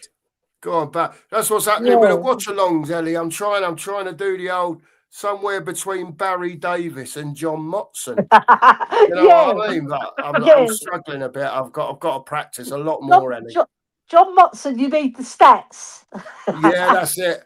I'm not really a stats guy. I'm more of a watch, and you know what I mean, Ellie. You know, Yeah, I know what you mean. it's old school. Here we go. Surreal's in. Yes, I was there at Selhurst Park. He said when Klinsmann scored 4 away at Wimbledon to keep us up, and we won 6-2. All I can Yeah. say to that is surreal. Jurgen, Jurgen. Jurgen. Have some of that. What a great player. And he's Come on, such a Mr. lovely guy as Kiriakou, well. you can get on here as well. You can get on here as well. Tell us Come a on, bit about the Danny. old days. Come on, Dan. And you, He's box quite office. young, Danny, isn't he? He's not an old fella. He's quite I'm young. sure Danny's seen some good times as well. Some good times. I'm sure he's got Yeah, some good old memories that he could tell us about. But the yeah, link's in the definitely. chat. It'll be up the top somewhere. Come I and could join probably us. Come on. scroll up, Oh, Danny, let's go, the son. chat a bit. If you can't, Come I'll on, tell you let's what I'll do. go. No, I'll tell you what I'll do. I don't know if it's going to work now. No, I don't think so. Going back on the old favourite goals subject. Yeah, keep talking, Dave. I'll put it back in Come again. on. We Do can you talk all day remember? about favourite goals. Do you two remember? Yeah. He's nowhere near the best Spurs player of all time. But do you remember that rocket from Christian Ziege? Yes. Yes. That I've never seen. I've not ever seen a ball hit. That was like an arrow, wasn't it? Yeah. That was so straight. I know. Brilliant. And that rattled the net. Oh my god! And I think what was beautiful about that, just like everyone was just standing there going, our left back's just done that. Do you know what I mean? Yeah. Where's that come from? Yeah. But There's a few honourable, goals. There's a few goals like that. Do you remember Wayne Yama's goal against Oh, Liverpool yeah, it away? just That done was me yeah, fantastic. again. Out of the Liverpool. blue. That was Liverpool, wasn't it? Mm. Against Liverpool, wasn't it? Yeah, and then there was Cranshaw's goal. I don't know who Nico, it was against. oh, I can't remember who it was against, but it was a brilliant shot. Phew. do you remember Dele Alli's goal against Crystal Palace? The old one Oh touch my slip over the head God. of the volley. There Yeah, you go. that goal and the one against Chelsea away, where Eric Dyer actually did a Yeah, good ball, right? He lobbed it up, and then with one swift move, he put out his big toe, right? And he controlled it and then volleyed it into the goal. Brilliant. And Ericsson scored yeah. a brilliant goal that game as well. He done another similar one, Dele Alli, against Man United, wasn't it? Yep. He brought And it then, down and took three players out of position, didn't he, with that touch? yeah, They all went one way, he went the other, and Yeah. he's just in the same motion, turned around, scooped it over De Gea. Great yep. goal. Oh, Then you What? yeah. got That's two that's Glenn Hoddle that's goals like that. Yeah. that's like, to me, that is football's biggest conspiracy theory. What happened to Dele Alli? I know. He He's going to be a special he peaked guest. at like 21, didn't he? Yeah. It's a It shame. was such a shame because he was such No. a gifted foot talent, Yeah. gifted He talent. was. He was, mate. Mourinho told him, he goes, with a flick of an eye, your career's over. So you've got to make it count. But he had True. problems in his personal life and whatever, Yeah. you Did you know, see but that it's interview with such Gary a Neville? shame. Yeah, I watched it. I was Do crying. you know, I'm not gonna lie, I'm not afraid to admit when I get upset or shed a tear that Yeah. that made me like massive. I felt like I was watching the Green Mile again. He's going to be Do the you know what I special mean? guest, isn't he, at Arsenal? Yeah. So, Special guest yeah, on Sunday, special Deli guest. Ali. Yeah. Yeah, Yeah. All the fans loved him. he deserves the biggest standing ovation because Yeah, he was very pivotal under that Poch success we had. He I was know. one of him, Kane, and Ericsson. Obviously, all of them Brilliant. were, but those three Yeah, were the three cogs that made I everything know. tick, wasn't it? The connection And he had with Ericsson was brilliant. And then yeah, in the semi final against Ajax, he made those goals. Dele Mm-hmm. Alli, brilliant. Yeah. And the goals that he scored were absolutely brilliant. The one that against Arsenal was Maverick, weren't it? When we beat them 2-0 in the League Cup. Like he controls it with one flick and then he flicks it over the goalie. Brilliant. yeah, Yeah. It's yeah, good yeah. stuff. Isn't it? That little lob Come on, against Dave. Petr Cech as well Yeah, against Arsenal. That was a lovely cheeky outside of the boot, wasn't it? yeah. So Such a many good good. goal. It just broke my heart when I watched that interview with Gary Neville, and I was like, "Well, now your Wow. career spiral makes sense now, really, doesn't it? If all this is coming Is he back is he to haunt 30 you." now, Deli Ali? Is he 30 years old now? I think he's 30. He's 29 or 30. Something Yeah, like that, Ellie. Yeah, and yeah. he And was then Yeah. like, Something like that. you go back, you see Berbatov's goals, Glenn Hoddle's goals, the one against Man United, the one against Nottingham Forest. Two similar goals, but superb volleys by Glenn Hoddle. And he said, like, I've got his autobiography because I love Glenn Hoddle. He's my hero, right? Him and Steve Perriman, I loved them to bits. But he goes, I used to wake up, eat, drink, football. And my Yeah. dad was my biggest supporter. And you can tell players that love the game, you can tell. And I think in our current team, I can tell that Xavi loves playing football. But he just has to get used to the physicality, and he's getting used to it more and he more. is. He's He's getting definitely used to it bulked more up. and more. Yeah, definitely. But Glenn Hoddle, he was a scorer. He said it himself. He was a scorer of great goals, but not a great goal scorer, Yeah. right? Because Yeah. he scored quite a fair amount for us though. as an attacking midfielder, a cam, he scored most goals in that position. I think no other midfielder in our club has ever scored that many. No, Yeah. good comment, Ellie. I've got to tell you, right, as we go on, and how we've been talking, some of the chat, and I'm going to bring them up, have been putting their teams in Oh, of good. their Yeah. lifetime, and I think you'll be shocked with some of them. This is Lee Payden's one, and straight away goes Pat Like Jennings, that. Chrissy Houghton, Ledley King, Graham Roberts, Brilliant. Walker, Perryman Bell, Hoddle Gaza, with Klinsman and Teddy up front. Brilliant team. Very Fabulous. nice, Lee. That is a lovely. Very, Fabulous. very Teddy That's a nice. nice team. Yeah. Teddy Sheringham, what a football player What he a was. footballer. Yeah, He was such a clever football player, weren't he? So You know what? clever. Him and Kane, right? They're similar players, right? But just Kane was more clinical than Teddy Sheringham. Yeah, he had it all, Kane. He had the clinical finishing and he could do what Teddy does as well. But Teddy Sheringham was a fabulous footballer. And Oh, he had this more or less the same pace as Kane. Maybe even a little bit slower in terms of his running. But when he's on the ball, such vision. Brilliant. yeah. His mind. His first 5 yards was in his mind, Ellie, wasn't it? Yeah, Yeah. You know what I 100%. mean? Yeah, if he yeah, had absolutely. a footballer's brain. Yeah, of course he did. Yeah, brilliant player. I love players like that. You Yeah. know, you don't have to have the phenomenal pace to. Do you know what I mean? You know that you actually think about the game. He's not too happy though that we got Igor. Did you see him? He went mad. No. Nah. Yeah. He didn't seem too He, pleased. he loves the club, though, doesn't he? I know Yeah, he does.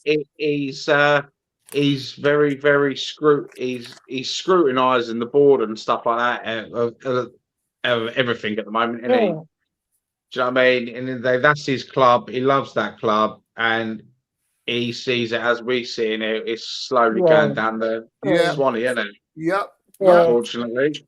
We're not the only Yeah. ones who can see it, Dave, unfortunately. And I don't know if Teddy's got anything to do with Tottenham in an ambassadorial role, but if Not he that I hasn't, know of. he can say what he Nah. wants, can't he? Yeah, of Yeah. course he can. You know? That's why So, Perriman doesn't become an ambassador. So he yeah, can just say what he wants. that's it, isn't it? Well, next team's in, and it's Johnny Stokes, and you're definitely going to be surprised with this. Come on, Johnny Stokes. Pat Jennings, Oh. VDV, Roberts, Vuskovic. Interesting, John. Yes. Very I'll tell you, interesting. I'm telling you now, that kid, he ain't going to be at our club for much longer, man. He's going to go to the highest level of football. He is so good.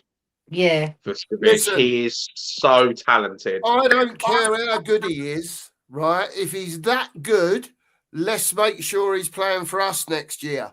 Even We've if got we to have get a him for at season least out of 2 him. seasons. 2 seasons we can get with him. Like we did with Modric. We had Yeah. 2 seasons with Modric. Yeah. We've got to get at least 2 seasons out of the kid. What is Well, he, 18, 19 now? Yeah. He's 18, yeah. Yeah. If they're going to get rid of him down the line, Ellie, and he's that good, do you know what I mean? You've got to get a couple of years out of him till he's 21. Do you know what I mean? Yeah. Or something like that, Yeah. at least, and get some We've got top dough for him if they're going to sell him. Yeah, we've You got know? to benefit. Got to see the lad play for us. Of course. Yeah, I'd love to see him play I like for that us. team though. Bloody know? hell. Yeah, very good, Eight John. nine. I Does like look- it. Go on. I'll go back to it. So- Hang on. There you go. Nice team. Does look tasty next season. If we can keep all our players, Van der Ven, Romero, and Vuskovic, Give is your us back Spain three. and Greens. What? You've got about 5,000 goals up front there. Yeah. Have some of Chip that. and Spain Greaves. Jesus. Then you've got Bale scoring, Gazza scoring. Modric Yeah. didn't score a lot of goals, but he creates. Yeah. The only thing I would change, I'd put Hoddle in.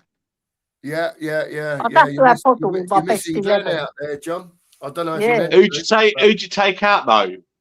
I'd take out Modric because Hoddle's better. Yeah. Sorry, he is. Yeah. There you go. That was quick and easy, Els. I love that.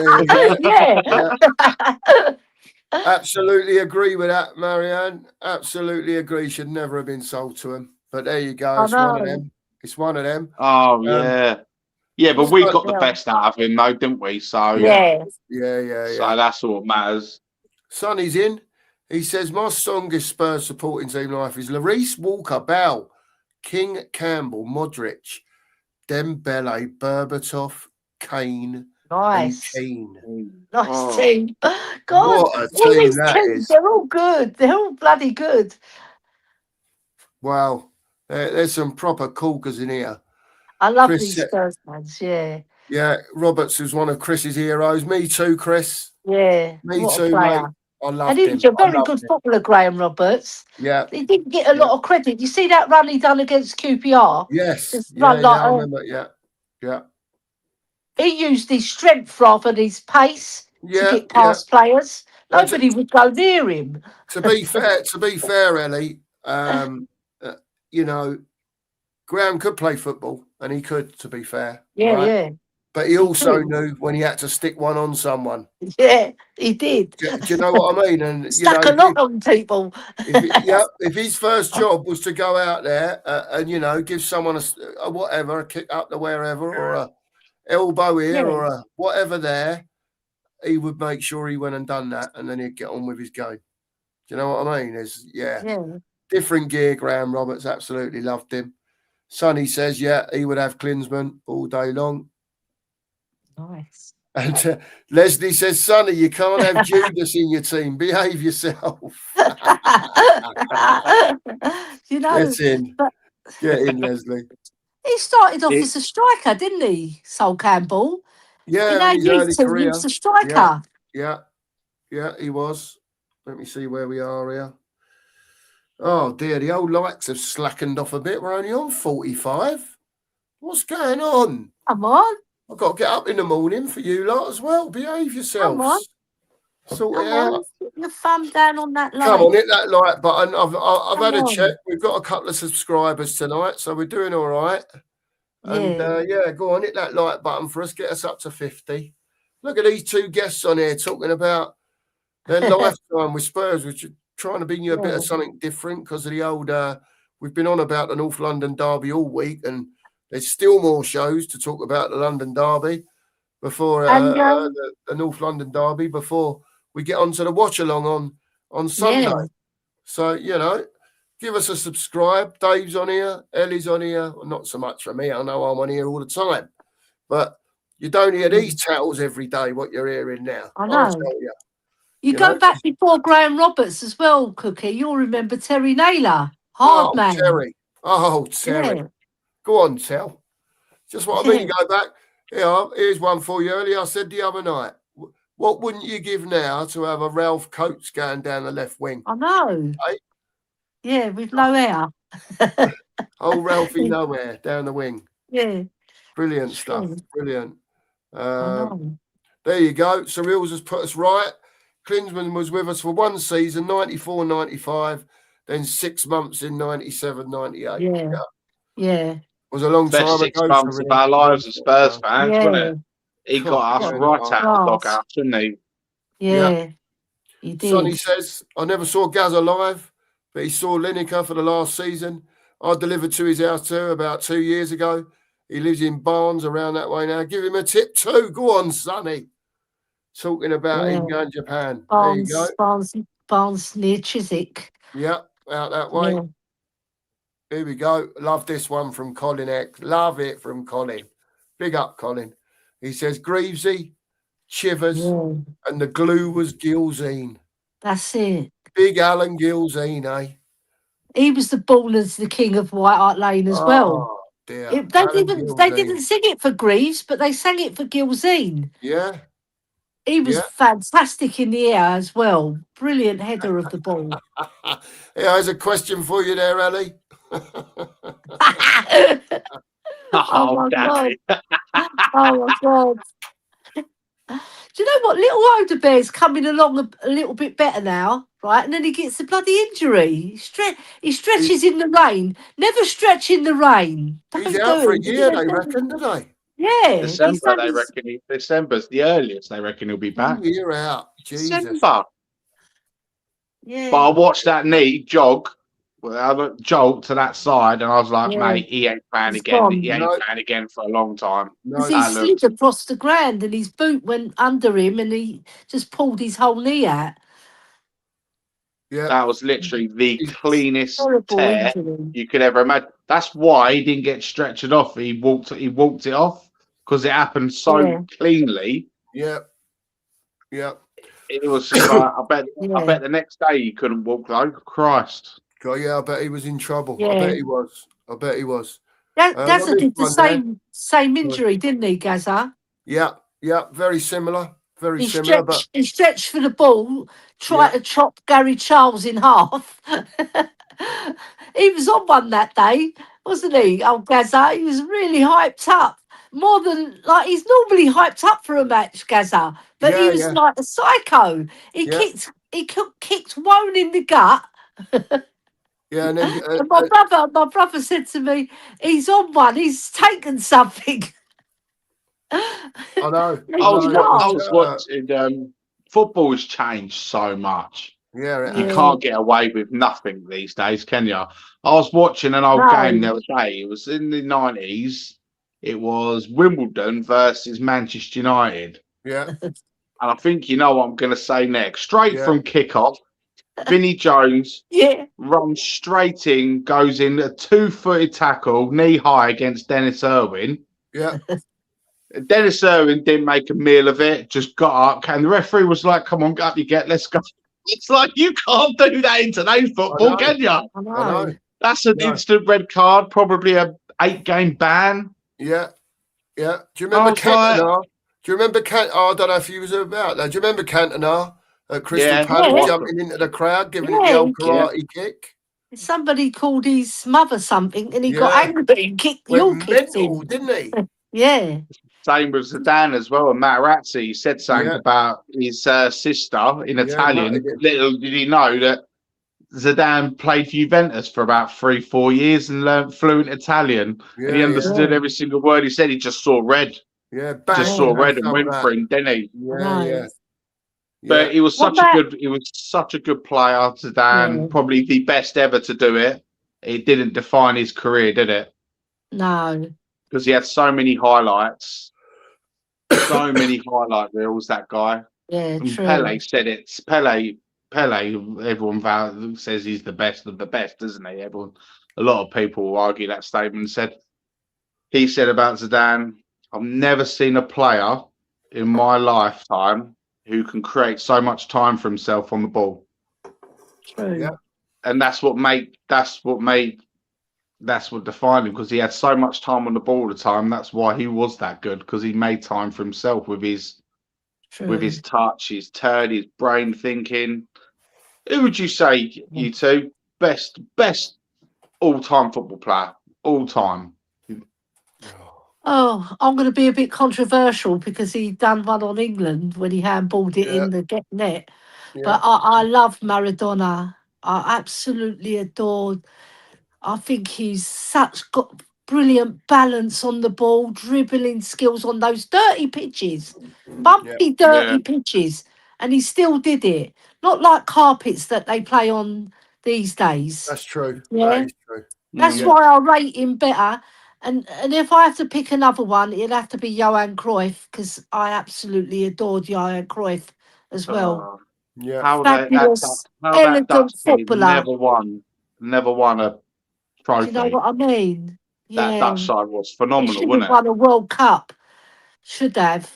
But like Johan Cruyff, such balance, poise, dribbling skills, pace. He had that turn of pace that left defenders for dead. yeah. Brilliant footballer and intelligent as well. Very, Intelligent footballer. very, Do you very know my intelligent. favorite? I'm not saying he's the best of all time, but my favorite footballer of all time is, for the reasons why, because he always played the game the way it should be played, with a smile on your face, was Ronaldinho. Yeah, Yeah. Always yeah, played, but Brilliant. he he was fantastic to watch, though, wasn't he? In his prime Yeah. in Barcelona. Oh, what a player! That's what I But mean. he all The players who love to play the game, Dave. They're yeah, proper, and there's not love enough of them. football. There's not enough No, of them in today's I know. football, is there? They're all, and I'll say this as well. They're all, like you look at that. You look at that Madrid team.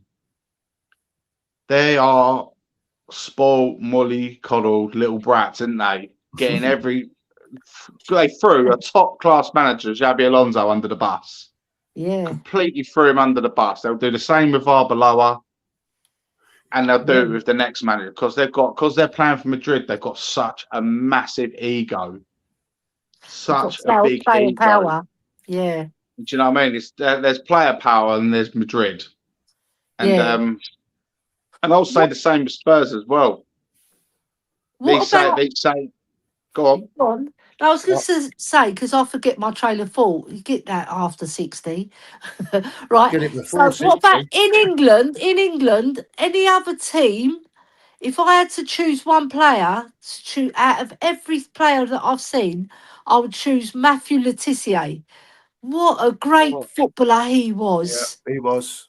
I loved the goals that he scored were absolutely incredible, right? And he didn't get all effortless, the wasn't it? effortless, and you can tell he loved playing the game.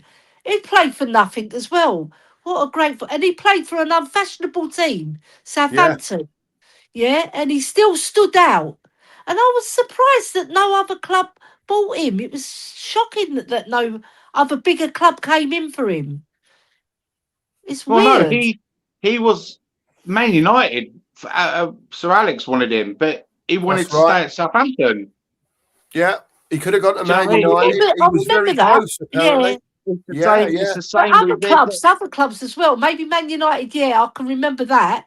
But I would have thought another club would have snapped him up because he's a maverick player as well. He's like, some people called him a luxury player, but he used to work his socks off as well. I don't think he was a luxury player. So I used to watch Southampton because I loved him as a footballer. Yeah. Yeah, And the other yeah, one I loved was Frank Worthington. He's a Oh, yeah. yeah, fantastic footballer. You're yeah. going back there, really, aren't you?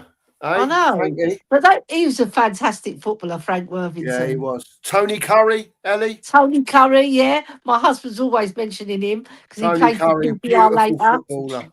Beautiful Beautiful footballer. footballer. Yeah. Stan Bowles as well. Oh, Brilliant yeah. footballer. Yeah, they're all coming in here. Look, we've got Tommy Huddleston. He could lever a ball. Have some of Yeah. that. Brilliant shot on him. I used to call him Tommy Hundredstone. The geezer was a unit, wasn't he? He was a Yeah. unit of a man. They tried And he to had- get him to lose weight, innit?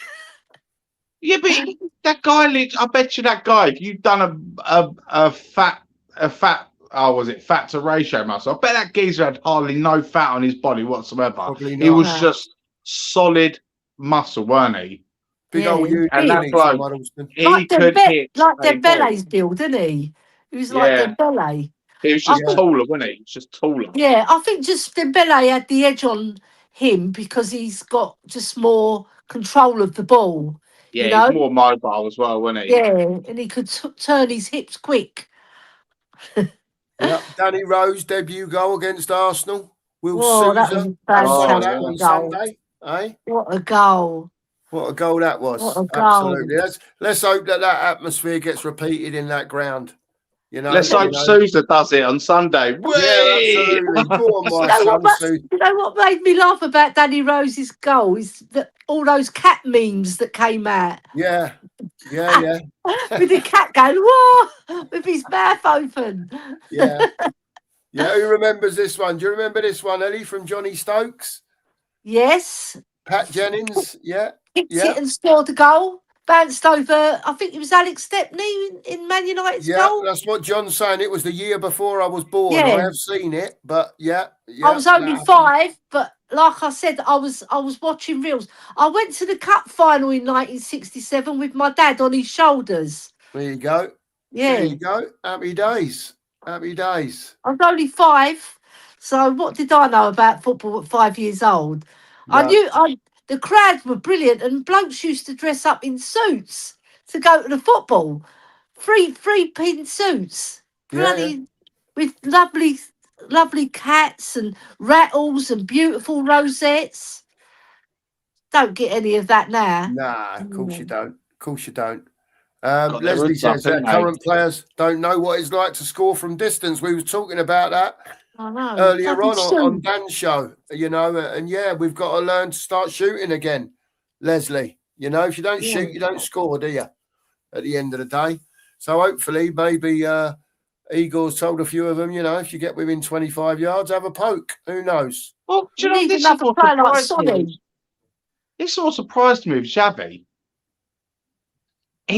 I've followed his career path quite fluently. Dave, I'm just going to He get a drink. scored. Keep talking. Oh, I'm mate. just going to get a Yeah, drink.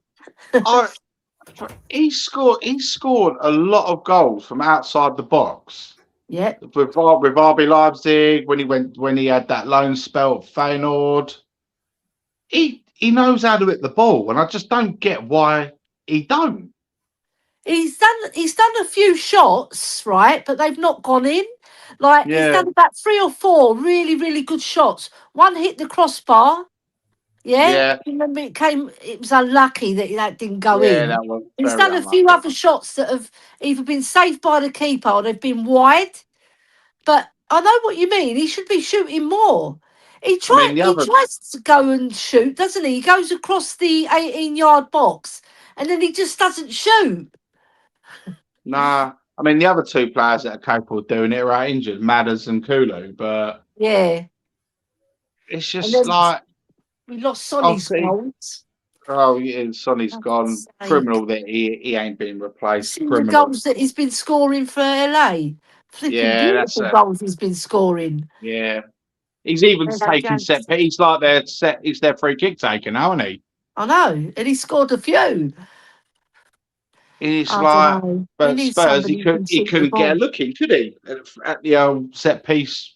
I mean, we're our free kick taker now when he's fixed Pedro Porro, Do and you know? I know what you mean. it's He's like got a every good free shot on kick him. I've seen him hit this ball is at the wall. I know he's got a good shot on him when he connects He's got a properly. beautiful right foot on him, Pedro He's got- Porro. But yeah, I think yes. he's been played wrong, all position Yeah. and too much, in my Maybe opinion. this coach should get the best out of him.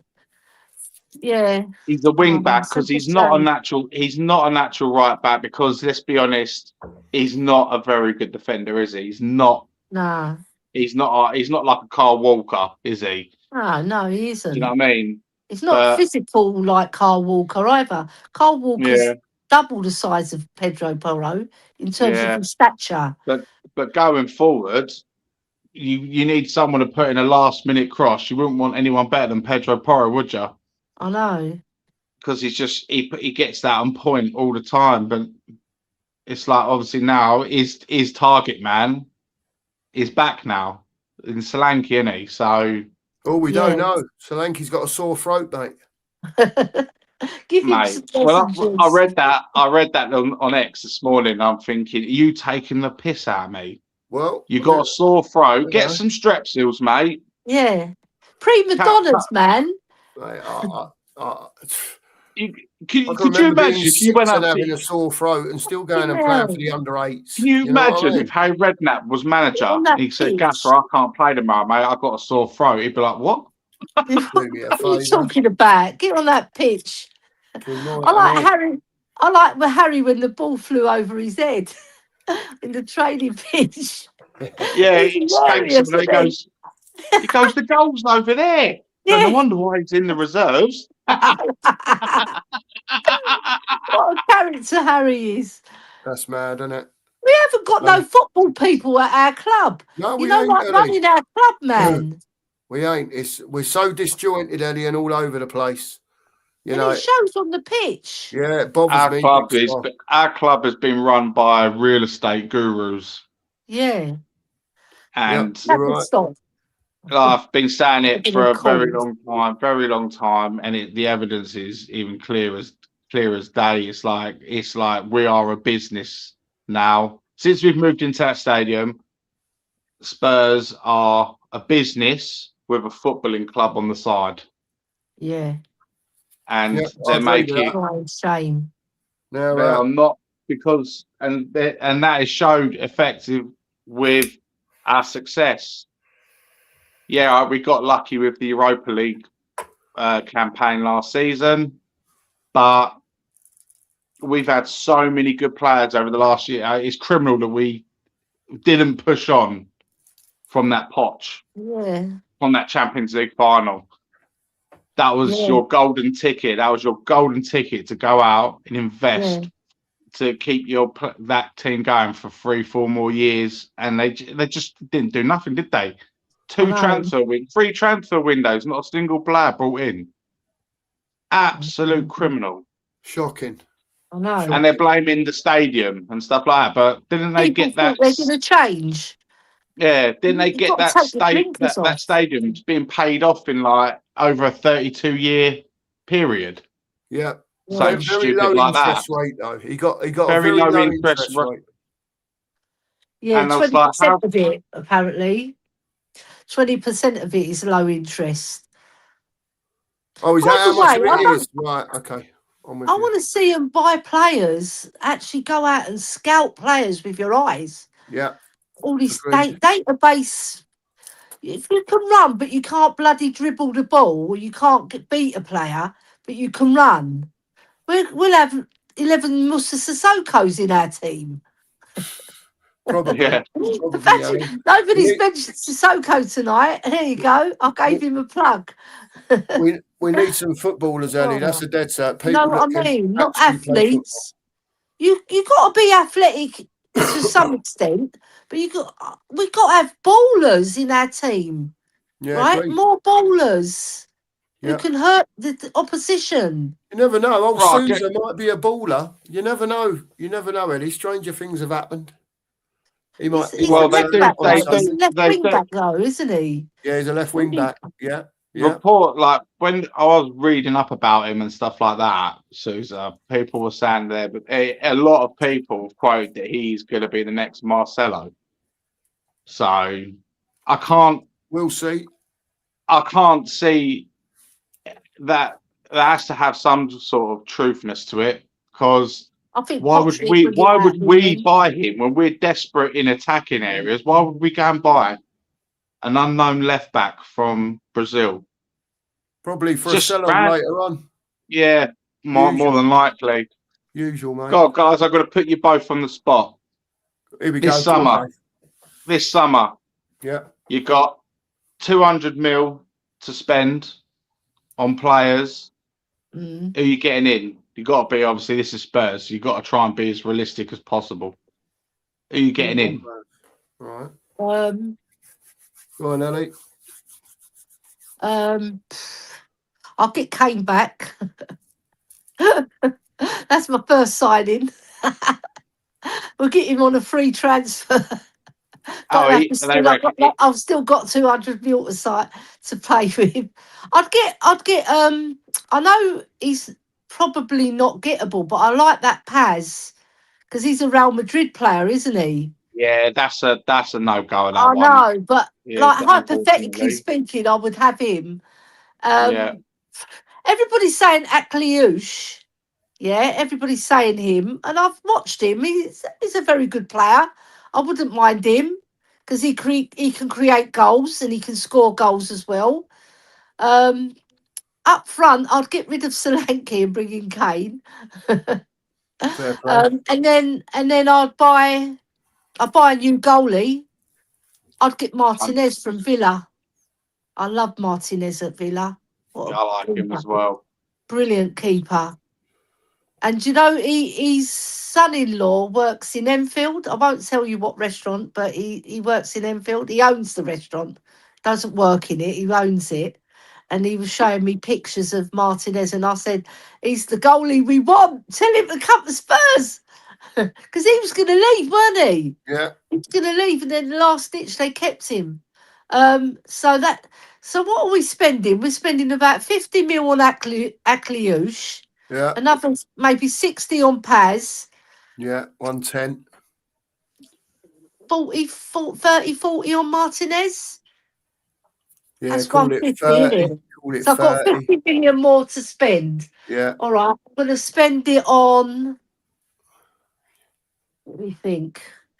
A creative midfielder, maybe, or a defender. Big decisions. Yeah. I'd buy Robinson from Fulham. The I left like back. him.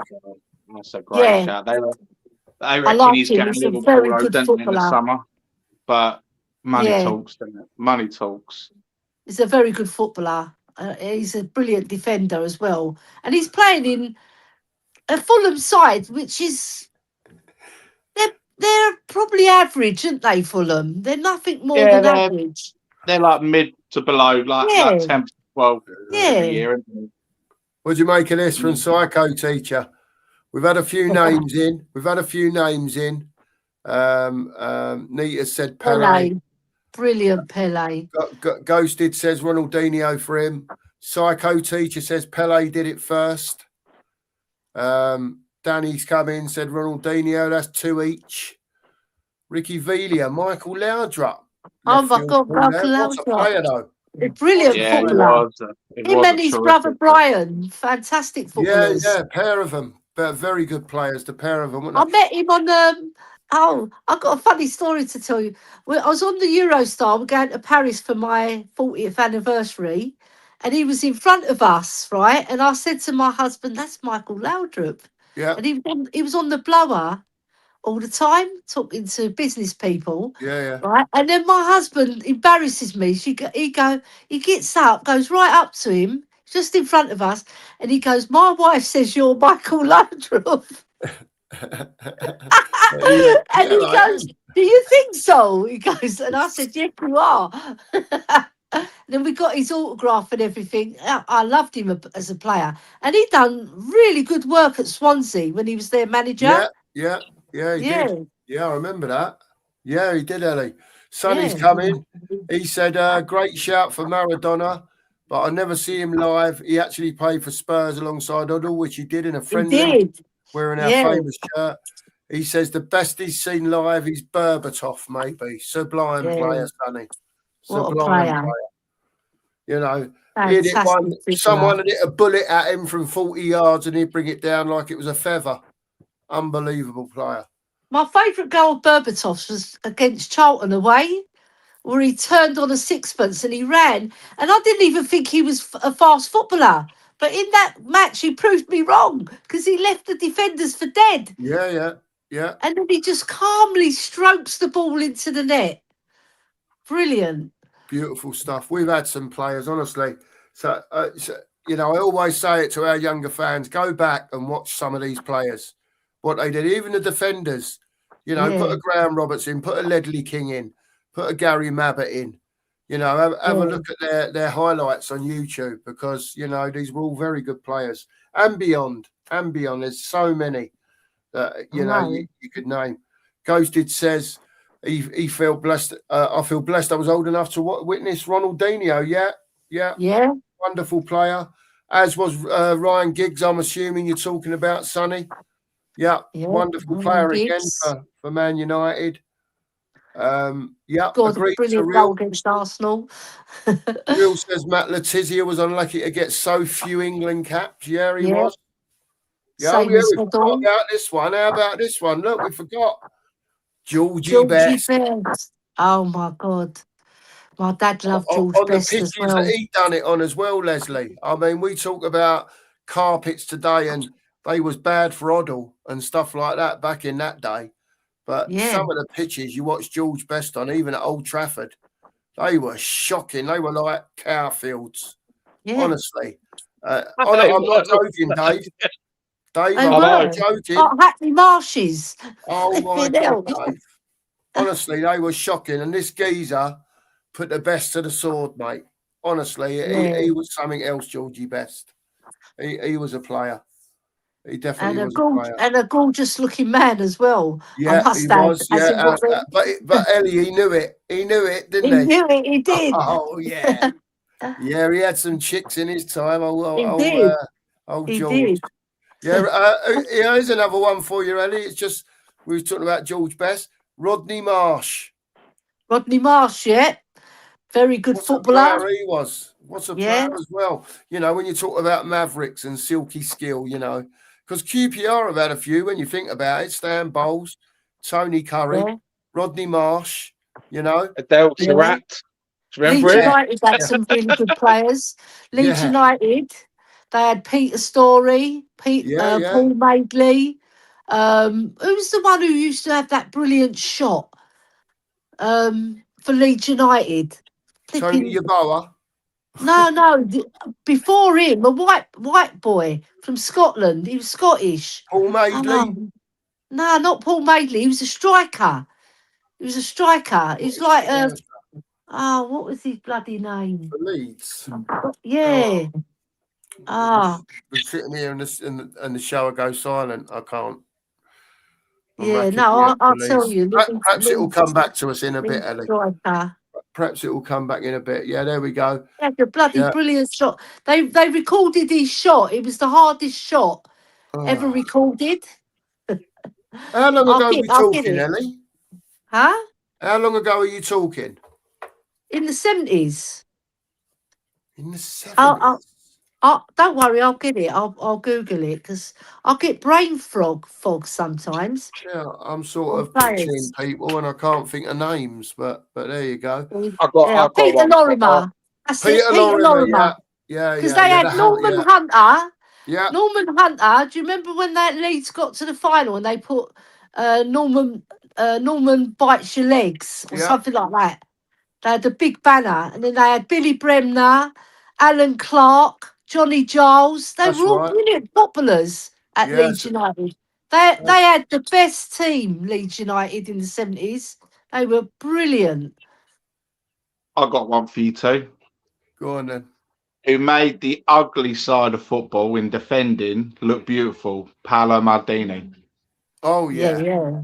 Oh yeah. What? He said if he had to tackle, then he's not doing his job. Yeah. There you If go. you had to, if you had to slide tackle, I think that means I'm not doing my job properly. Yeah. He is for me the best greatest defender. the defender of all time, and I don't even think he should be up for discussion. I know. And the most handsome defender as well. He was gorgeous looking. That's on a woman's perspective. Yeah. Those Italians. He was a good Those looking Italians, guy. they've got beautiful. You know, when they come out, the Italians, they're immaculate, right? You know, when they played us in the Euros, come out in these beautiful designer suits, their hair, beautiful hair, flipping good looking blokes, right? And I'm watching them for their football, but I'm also watching them because they're bloody good looking. Go on, Ellie. Get in. My husband's a little bit Italian as well. Oh yeah. On his mother's side, yeah. Oh yeah. Telling us all their little secrets now, Dave. Hey? Don't spill the baby, girl. We love it. Look who's They've coming. got really lovely hair, the Italians. I don't know what it is. Yeah. I wonder who this is. Hang on a minute. Let's see. I'm getting ready. Yeah. Thought it was. Here he is. What's he doing? What are you doing, Danny, to me? Why won't it let you in? Here we go. He's in. All right. Here he is. DK's in the house. I thought it was you, Dan. Yeah, when I see the old Harry come up at the bottom there. Yeah, it was. I was trying to change my picture, but I can't. It weren't having it. Another man who's got lovely hair, Danny Kiriakou. Oh, yeah. He's called the Bun, isn't he? Yeah. Yeah. It's funny. On, Dan. Tell us about some of your memories, Dan, that in your young fledgling career as a Spurs fan. Well, before I do, the conversation you guys are having about George Best actually reminds me as well, because I think a lot of people underestimate how good George Best was. Now, I know obviously he's not he wasn't my time, but I've watched a lot of documentaries and footage of George Best, and the one thing that people maybe forget, well, maybe not you guys, but certain people, that the guy used to turn up to matches pissed and then like dribble past everyone and be like the man of the match, and score goals. So the fact that he could do that while he was pissed just goes to show how good of a footballer he was. I think, and he's the guy that made the number 7 shirt famous at Man United. So yeah. I think I actually think George Best is one of the greatest of all times in the top 10. I think for me, he was an unbelievable player. And to do it on them pitches as well. He had a young career though, didn't he? He did. You know what I mean? He did. He like 25. He bleaked out, didn't he? He went to the States and everything, didn't he? And it just didn't really happen for him after that, unfortunately, wasn't it? Yeah. He came back for Fulham, didn't he? Yeah. At the end of the day, you know you're a good footballer when you've had a film made about you. Yeah. Do you know what I mean? Also, have you seen the film? Which there's a few different films of George Best made. There's there you go then. Documentary film, or is it a documentary? No, film an actual proper film with actors playing it, with an actor playing him, and which is the film? I might have seen it. Hold on. I can't. Yeah, I've seen it. I can't remember what it's called though, but it's a good film. Really good film. First thing in the morning, gets up, puts his whiskey in his coffee. I was like, oh god, I couldn't think of nothing worse. There's it's not the film that's just called Best, made in two. Best 2000. There's that one, it. and then you've got George, and then there was one that was made by there was actually another film called Best, George Best all by himself. I think that was made in 2016. Right. There's a couple of them. I've seen quite a few of them. But yeah, he was just another level. I mean, do you remember the last game we had in the Premier League last season? How all our players turned up drunk and they basically couldn't fucking kick a ball. Yeah. Right. Now imagine that was like George Best. George Best will still be on that pitch, fucking doing the same thing he does week in, week out. Yeah. And that's the difference of the level of player that he was.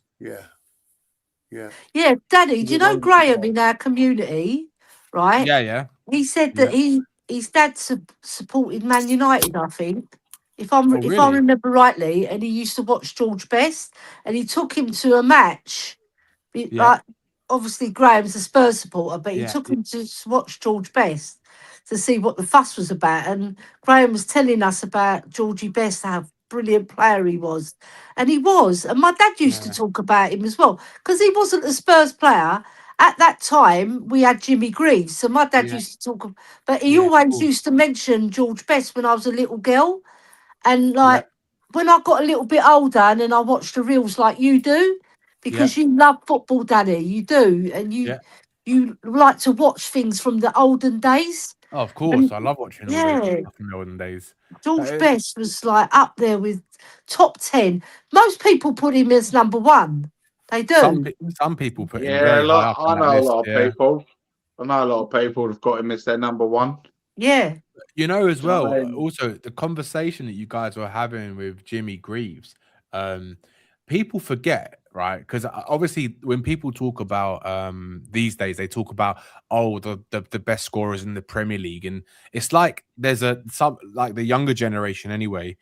I mean, I'm 33, but it's like they forget that English football was still there before the Premier League. It was still English football, and in English football, there's I don't think there'll ever be a striker that will scored more goals than Jimmy Greaves.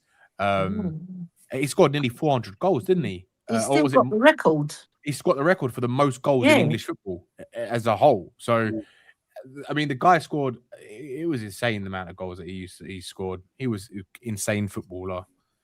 And they were goals made by himself, most of them. Yeah, he was like the Lionel Messi. To pass him. Yeah, he was like the Lionel Messi of that era, like in the 50s, late 50s and early 60s, and well, during his time at Tottenham as well. He was like the Messi of that era. And like you said, Ellie, with those hard leather footballs on those fucking disgusting pitches that they used to play on, crap heavy leather boots, Danny, as well. Yeah, and hard footballs as well. This is what I mean by like the footballers these days. It's so hard to compare because nowadays it's like Ellie said, like the pitches are like they're like carpet. They've got the best physicians and dietitians and medical teams and technology and everything's all about the physical aspect of the game, sports science. Whereas them days, they go and have a fag at half time, have a pint, and then go onto the pitch and play game football. It's like, do you know what I mean? And they produce things that you probably don't even see players do these days, which is mind-blowing if you actually look at it in that aspect. Do you know what, though, as well, Danny, right? I watched when Bill Nicholson was our manager, right? Steve Perriman, he said that he set the tempo. And if you watch the training sessions, because you can see the training sessions, what the players used to do.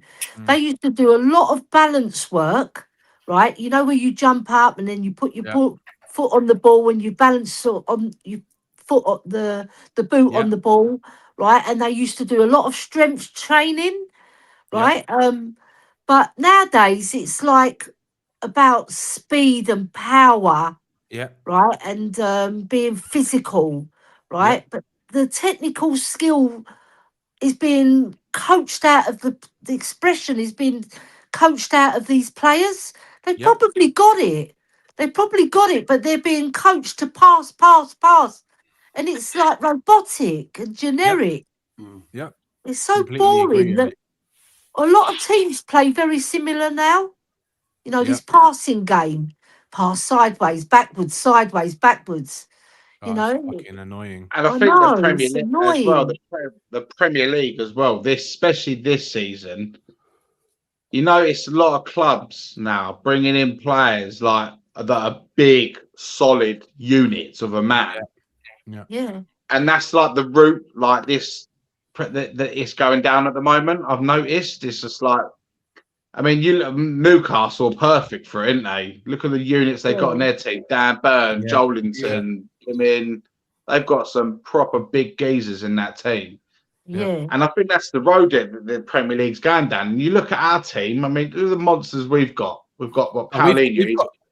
We've got one of the weakest teams. Like, that's why we've been so shit for the last couple of years, because we've got so many weak players like Pape Sarr and Brennan Johnson and fucking who else have we got? Archie Gray. I mean, come on, like really, like we're talking about some legends in the game. We're sitting here. We've got bloody Archie Gray and Tel and Odebear in our team.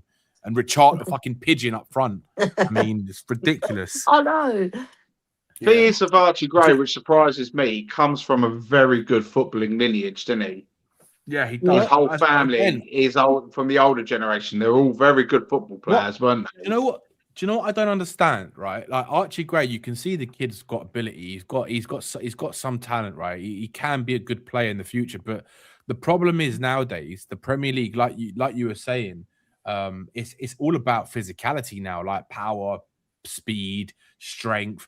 Like why are the Tottenham I don't know, you could say the staff not telling all the fucking weak skinny players bulk the fuck up or get out? Because nowadays, if you're not a physical specimen, unless you're like a really technically gifted player like a Bernardo Silva or I was just going to mention him.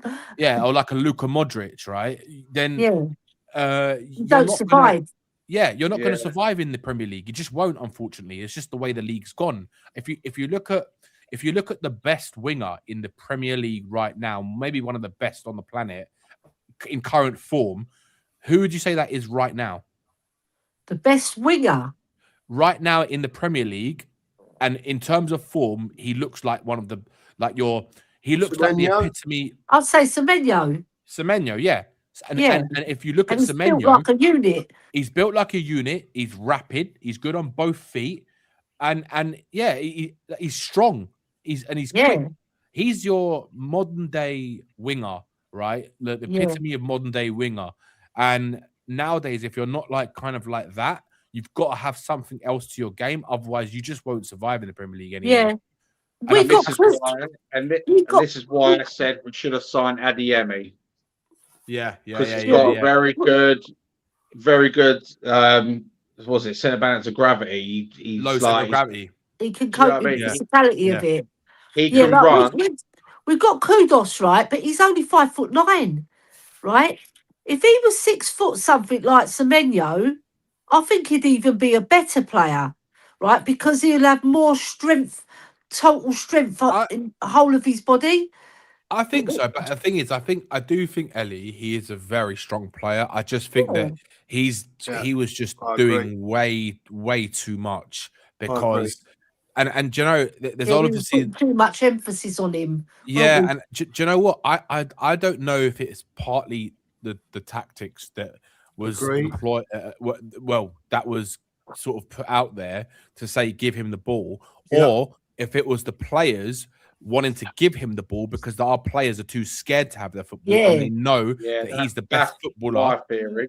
Yeah, my theory is that as well. To me, what I saw on that pitch when he was playing was that the Spurs players, no one wanted the football. Apart from Javi Simmons, no one wanted that football. Richarlison is not going to call for the ball, is he? So Tell and Odegaard don't call for the ball. So our midfielders, Sarr and whoever else is there, they don't really call for it because they're not going to be that person. They're not competent on the ball. No, they're not competent with their own ability. And what they were doing was just giving Kudus the ball constantly, and then eventually it got to the point where they were putting. A lot of times. How many times did you see 2 or 3 players from the opponent's team around Kudus? And then on top of that, there was like no Tottenham players around him to help. So he's like, well, what the fuck am I supposed to do then? I might as well try it myself. We didn't buy an experienced left winger to help him out. Kulu's out, and he could have played on the left because. I mean, Kulu was playing on the right, but we would have had to play him on the left. You can't switch Kudos to the left, right? And we don't replace the goals either. All the goals have gone from our team. How many weeks did we go by, right? And there's a few, and I can remember a few, where all that ever happened, right, was that they went right to Kudos. Yeah. All the time. All the fucking time. And teams just worked out. Well, teams just worked out. We know Richarlison can't hold the ball, right? So we're not worried about if it goes to him because it's just going to bounce off him. Bounce off the ball, he's going to fall over. Yeah, they've got no one out on the left, so we're not worried about that. And so they're only out boys, Kudos. So just send a couple or 3 over, you know. And then what happens is everyone says, well, Kudos is shit. Yeah, no, he's not shit. He's not shit at all. He ain't shit at all. He's quality player. He's a very good player. He's our club's only outlet. Do you know in the Super Cup? In the Super Cup, when he was driving us forward, and then Frank takes him off, we lost everything. We passed it to Tell once, and he lost it, and then we buckled, didn't we, in that last 10 minutes? Because we were up on that game. We were playing really well in that game. And Kudos was holding the ball up and driving us forward. Yeah. I agree. Yeah, it's true. Danny. There he is. I agree. Been putting his hat on for the last hour. That's what it is. My apartment's cold and I haven't got the heating on. It's expensive. Get the heating on. What's the matter with you? Hey, do you know what? It's not too expensive, but I've got underfloor heating in my apartment, so it's quite nice when it does come on. But it's on a little bit, but I don't want to turn it up more because it gets too hot in here. Fair play. Yeah. And outside it's fucking freezing. It's freezing. Yeah. I'm in my spare bedroom and it's freezing in here. Yeah, I've got my foot up against the heater, so it's lovely in here. To be fair. All that cookie's ass. That's it. Have some of that. You're all more welcome to come around mine because I live in a top floor flat and I'm nicking everyone else's heating from below. So you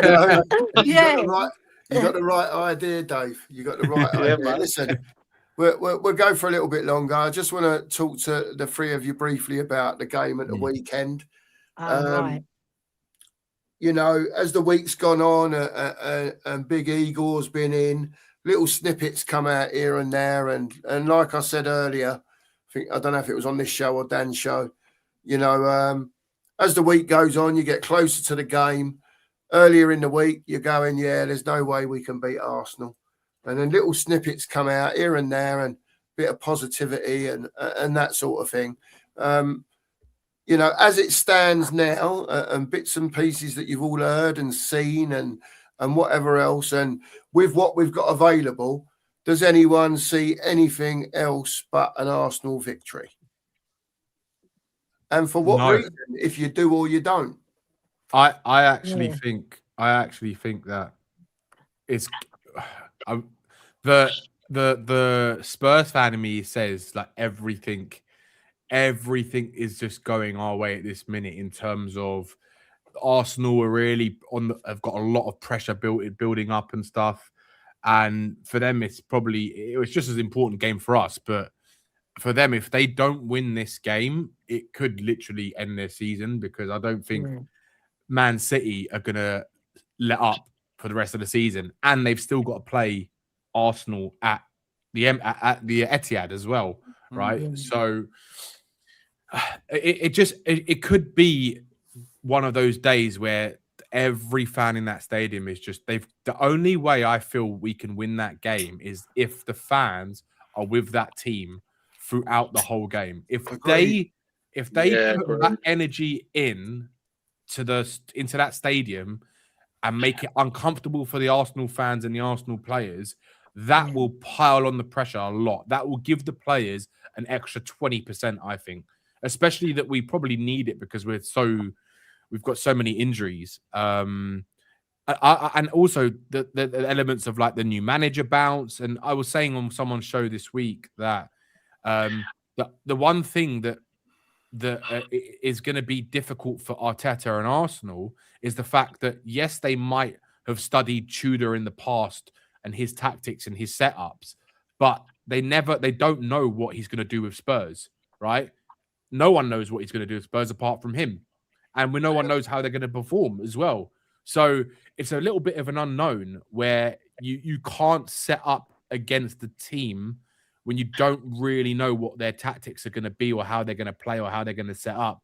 So it's a little bit maybe more difficult for a manager to come in. So, for example, if Arteta was going up against Frank, he probably would have an understanding or an idea of how to really beat us, right? And I don't think Frank's got a plan how to beat Arteta. Whereas I'm not saying Tudor has that, but I'm saying that the whole element of new manager, new way of playing, new everything is a bit more unknown, and that could give it a little bit of a tip in the balance. And I think in a weird, crazy world that we can come off with something in that game. And I've got a weird feeling that we'll either I don't think we're going to lose the game. I think we'll win or we'll draw. It's going to be like a really, really interesting game. Yeah. Fair play to you, Danny. Great opinion. We'll go on, Dave or Ellie, whoever wants to go first. Give us your thoughts. I'll go next because ladies first. Ladies first. Why not? Yeah, I'm pulling the lady card out. Right, so I'm looking at the table, right? Where we've got half as many points as them, 29 exactly. They've got 58 points. Yeah. Right. Yeah. So we're 29 points down, but football's played on grass. It's not played on paper, right? As old Brian Clough said, I've got the best team on paper, but football's played on grass, right? He made me laugh when he said that quote back in the 70s. But we've got to put a leveling thing because they are better than us. We all know they're better than us. Technically, they score more goals, they let in less. So we're up against it. But like Danny said, we've got this card up our sleeve, the unknown card. How is Igor going to play? What has he done to our players to get them fired up? Yeah. The crowd, our fans are going to play a massive part in raising these players because we've seen them perform really well. But like Danny says a lot of the time, because I watch Danny a lot, he says they're not consistent, and Arsenal are, right? So we've got to get one over them. We've got two over them. The crowd and the fact that they are better than us, but we're going into the unknown with our new manager. And it statistically shows a new manager bounce is a real thing. right? So we're banking on these things. So I'm hoping and praying that our players have got the fire in their belly and actually get on that pitch and give Arsenal a game.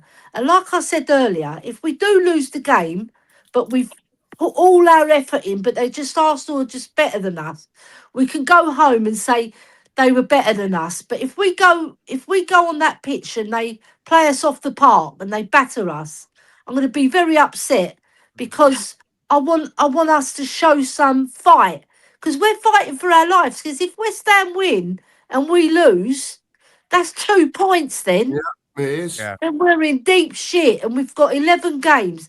But one thing, this game won't decide whether they're going to win the championship, they're going to win the league title, sorry, or they're not going to win it and we're going to get relegated or we're going to stay up. It's not the decider. No. And I think all the pressure is on them. Yeah, I definitely. think they've got all the pressure because if they lose to us, they're going to get it from their fans because their fans are the most volatile, outspoken malagas, we say in Greece. Right? They are, right? So I'm just banking on all those things coming together and aligning with the unknown and the fact that we've got a secret card up our sleeve and the players go on and the fans cheer. No booing, please. No booing. Even if we go 1-0 down, raise those players up. Yeah, they've got Right. to. That's we've what got I to. agree with, Billy. The fact, I think the only way we can get something out of that game is that everyone has to be giving 100%. That's the players, the fans, everyone. Like throughout the game. And I know Sava was saying in the chat, where did the goals come from? And I get that as well because I've been saying that all season. We've got no players who score goals, but this is a chance for some of these players to maybe step up, right? And you've got. I'm not saying Kolo Muani is going to score, but this is the type of game where Xavi needs to become Xavi. Like he needs to really show fans what he's about. Like this is the type of game you want him to be playing his best football, and he just dictates the game. Like he is the conductor and the guy who can pull out a 30-yarder or 25-yarder out of nothing.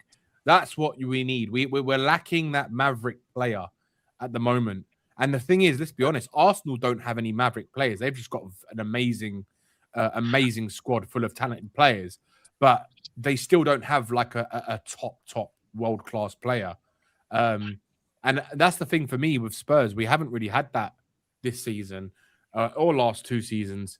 Since Kane, we haven't and Tottenham are known for having like a maverick, like a magician. And we just don't have someone who could pull out something out of the hat. And I think this is the type of game you want Xavi to finally turn up, like to really turn up, if you know what I mean. Yeah, like how Van der Vaart used to turn up against Van der Vaart used to turn up anyway, but against Arsenal, my God, he loves fucking playing against Arsenal. Yeah, like I want to see someone like Xavi be like, do you know what? This is fucking Arsenal. I'm gonna show people what I'm made of. Like that's what I want to see. Like what Van der Vaart and Gareth Bale used to do, Harry Kane used to do against Arsenal. Like, do you know what I mean? Yeah, and I agree with Sava on this. If we lose Xavi, it's gonna be fucking nuts. If we lose him. We will lose him. He's not going to stay. Go and play in the championship. No way. No, he means like if he gets injured. If he gets injured. Oh, right. If he gets injured. Oh, yeah. I know. Yeah, we definitely don't need any more injuries. We're going to be a word beginning with F. Yeah. Isn't it? It is, though. Yeah. It's, you know, we're struggling as it is, you know, to score goals and create stuff. So, you know, these players have got to stay fit at the end of the day, you know. I don't know if something goes wrong. I don't know what we do. For argument's sake, if Xavi did get injured, we're in trouble. We will be in trouble. Dave, where are you at with it, mate?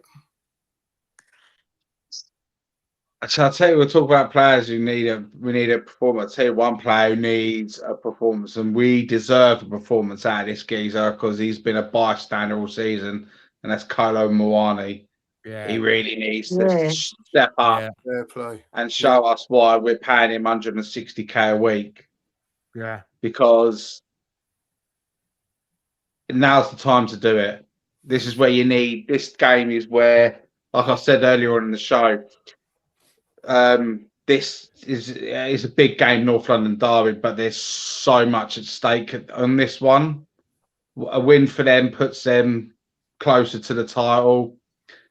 A loss for us puts us closer to a relegation battle. Do you know what I mean? And there's more at stake with it. And like I said, if we lose, we lose.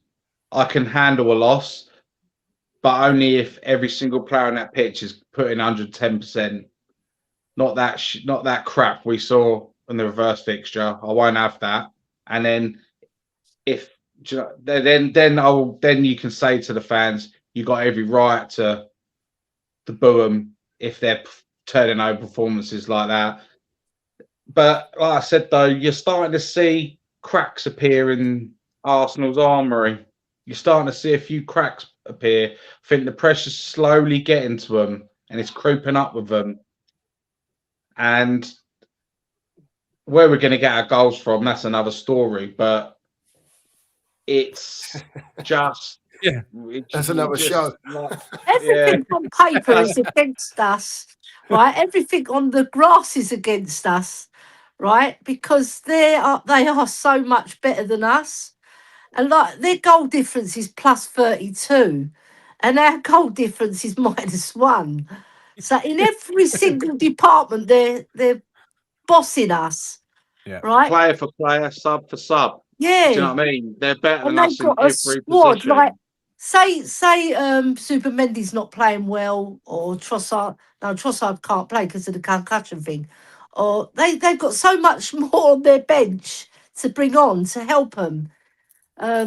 So it's going to be a tough one, boys. It's going to be a tough game. It is going to be a very, very tough game, but I just don't know. I think there's a little, there's like, you know, that all season we've had that dark cloud over us.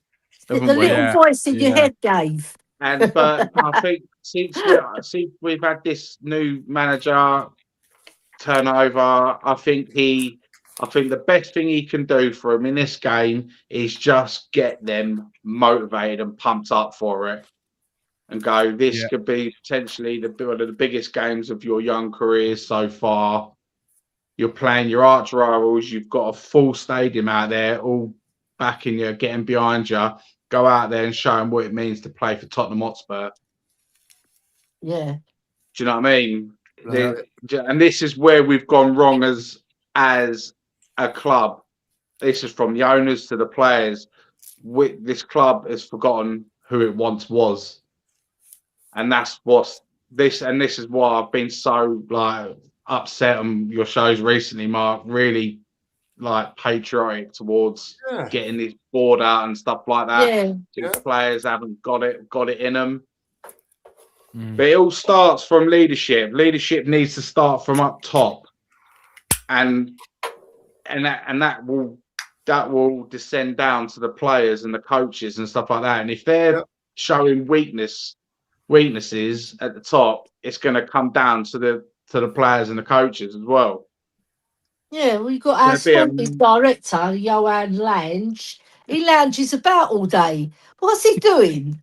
he does 2 interviews a year, the summer's transfer window and the January transfer window.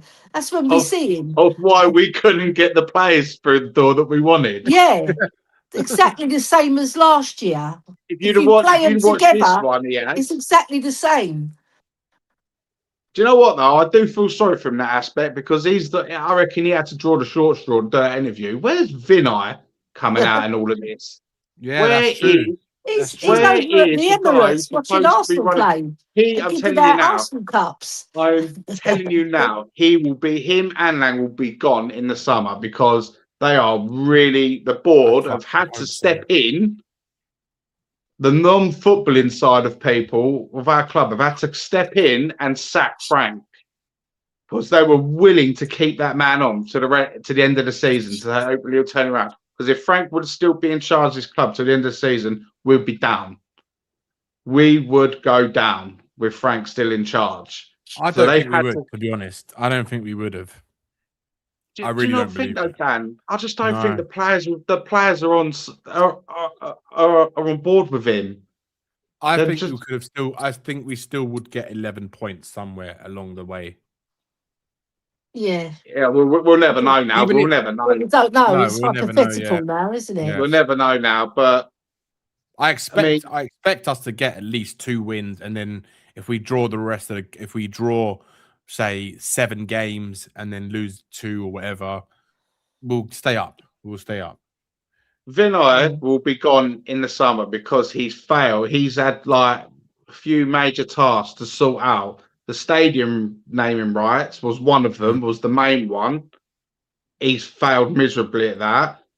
To keep. Do you think they'll get rid of him though? Do you think they'll get rid of him? Yeah, no, he'll be gone. There'll be a massive shake-up. There'll be a massive shake. There'll be a massive shake-up in the summer.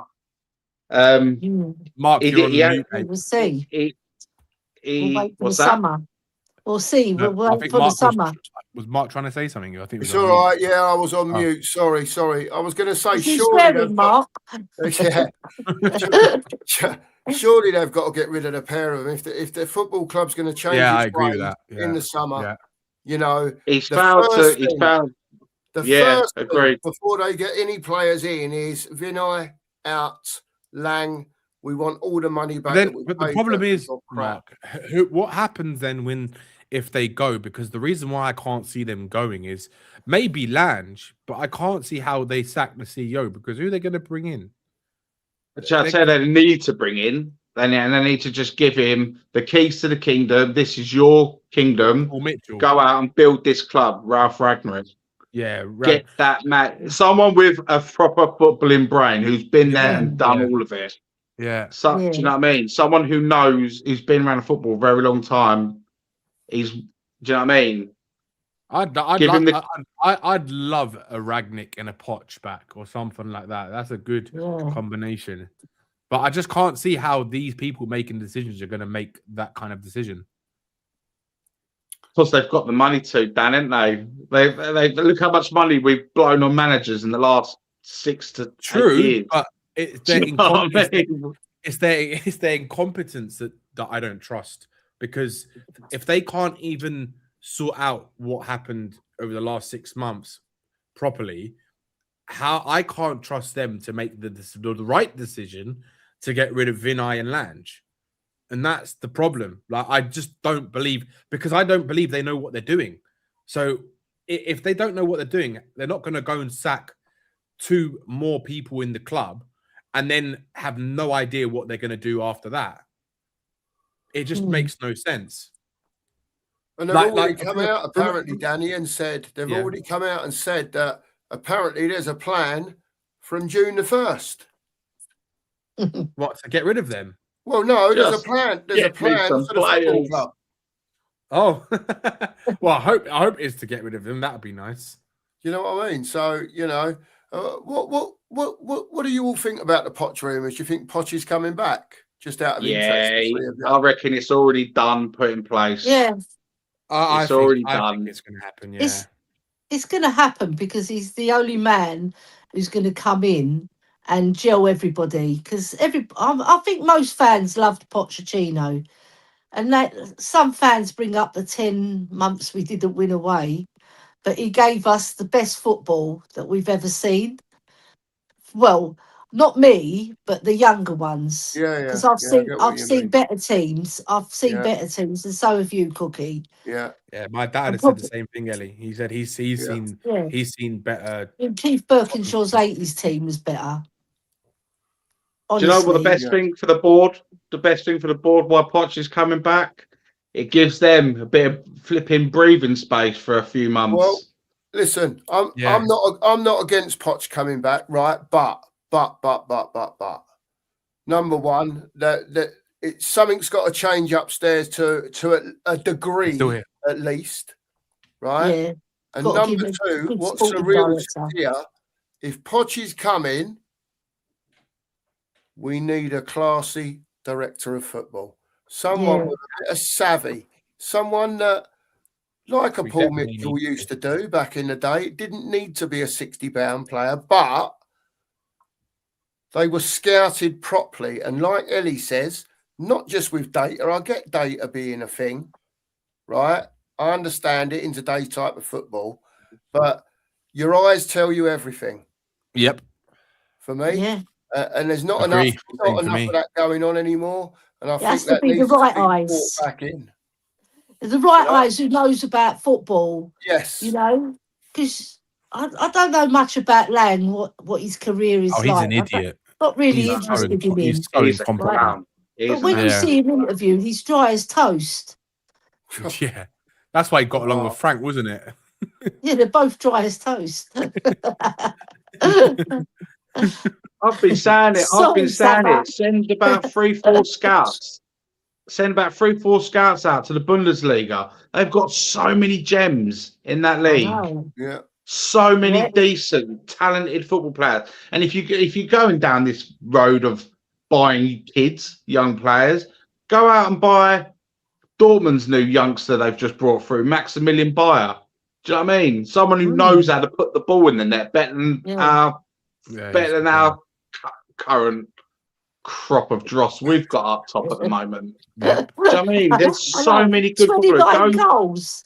We've only scored 29 goals. Especially for all of you guys, would you say in all of your time supporting Spurs, is this the worst attacking options that we've had at the club ever? In terms of as a collective for the attackers? That's like strikers and wingers.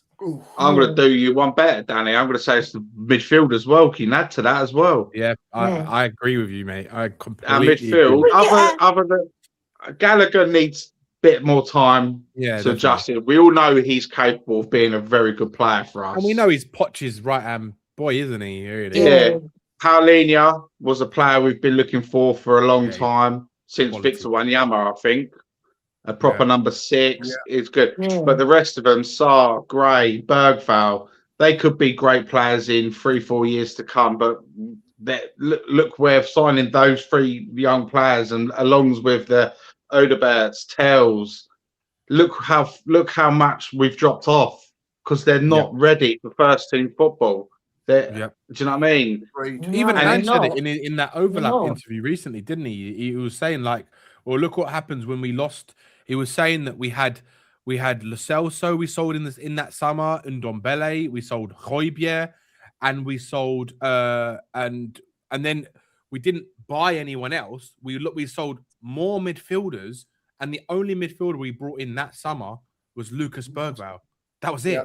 So we'd lost like 4 central midfielders that we actually used, and like Andrew was saying, grown men, right? And we had the rest of our midfielders was made up of Basuma and Bentancur, and then youngsters. Yeah. Like it's unbelievable how they could do that. Like it's insane how they let that happen. That's because they're not footballing people. Negligence. It's negligence at the highest level, to the point where it's almost intentionally done in slight sabotage. Yeah. Right. Do you know what I mean? Yeah. I feel like that. I feel like that, Dave. Honestly, I do. You know, I watch it, and you know, I'm sure you've all seen my rant by now, and I call it the dilution, because when I watch it, and even going back to the Poch days, and whatever he done wrong and everything else, when you went to Tottenham, you know, you felt like you had a good chance of winning that day. Do you know what I mean? And for me, he proved that in his last season, as we spoke about before, 17 wins, 2 draws, you know, created the best defence in Europe for 2 years. Yeah. You know, and it's not just him, it's who works with him. He will give the directive, of what he wants, and it might take that person, whoever it is, a Paul Mitchell, whoever it is, but they'll go and look. They know what Spurs want to spend, and they'll try and find that player, whoever it may be, to come and fit in to what he is trying to do. And if they're all aligned with that upstairs, that's great. See, what you just said there, Cookie, is exactly it. Everyone needs to be aligned. Yeah. And they have to have a vision and a plan in place. And I think that's the biggest problem, because I think we've never had a plan. And even under Pochettino, when we had Paul Mitchell, for those 2 years before Paul Mitchell decided to leave because he couldn't take working under Levy anymore. Yeah. Even that wasn't really a plan that everyone was together. It was kind of like we got lucky with it, sort of thing. It wasn't really planned to do what we did. Yeah. It was kind of like it just fell into place at the right time. Everything kind of fell into place. We had the players, the core players were already there. Then you brought in a couple more. They were all young enough where Poch could build them in his image, and they overachieved in what we were supposed to do, right? And I think because of that, even that still wasn't the plan. So I think what we need is like the one thing you can say you can give credit to Arsenal for is they've stuck with a plan for the last 6 years. Yes. Right. And that's what we need. We need a plan. Whatever that plan is, we need a plan, because we ain't got no plan at the moment. Do you know what I mean? It's like sometimes I feel like we're just broken into bits, you know, and it's got to change. Like if Tottenham want to be that team, you know, and I've said it for a long time, you know, I speak about how I think the football standard's shocking, but I also blame ENIC from the point of view of not so much that they don't spend the money, right? We know that Tottenham spend money, but a lot of it is spent badly, right? Or poorly, whatever whatever word that you want to use. Yeah. Right? Yeah, it's like what they did was they bought players of a higher transfer fee, but then the players they were spending that sort of money on were average players. So they were players that weren't top players, and you'd pay them a lot less wages. So the transfer fees had increased, but the actual wage bracket hadn't increased. And that the problem we've always had is that, and until you go and buy a player who is that price, but also demands that type of wage because they're that good, it's never going to change with us. And we have to wait and see what happens in the summer, because they keep talking about, oh, we went for Semenyo and all this kind of shit, but you've got to have that element of realism to it, because right now we're not that team that can attract that type of player. We might get lucky with one player like that in Europe, right? Like your Akalush or maybe an Adiemi, someone like that. You could get a player like that. I think we could get someone like that, but I just think they need to not just focus on just a plan A, and if that doesn't work, don't bring anyone in. Like, you've got to fucking bring people in.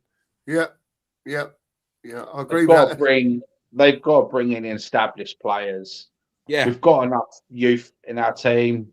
100%. We've got good young. We've got do you know what I mean? Like Mikey Moore, he's doing pretty decent at Rangers. Send him there again. Send him to Germany, another league. Get him more minutes under his belt. Or even the Premier League, like a team if a team in the Premier League could take Mikey Moore and play him, newly promoted team. Yeah, maybe like a promoted team. Yeah, like even Coventry, Middlesbrough, they're going to probably come up. Even like a Fulham. Or someone like that, or someone like that, or he goes to the Championship. He goes to Palace or something. Because they're going to if they get relegated, go to Palace.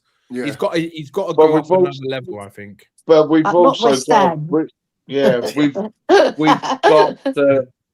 we've got to be a lot more ruthless with selling players, because there's a lot of players in that team who've got to go. Yeah, Richie's got to go, in my opinion. Basuma's got to go. Am I right in saying that the squad as such is full? So to get anyone in, we'd have to get rid of people anyway in January, like the January that's just gone. Brennan Johnson went out, but it's only a 25-man squad. Is that right? Yeah, 25 man. Yeah, so we've got the 25 man, but we'd have to.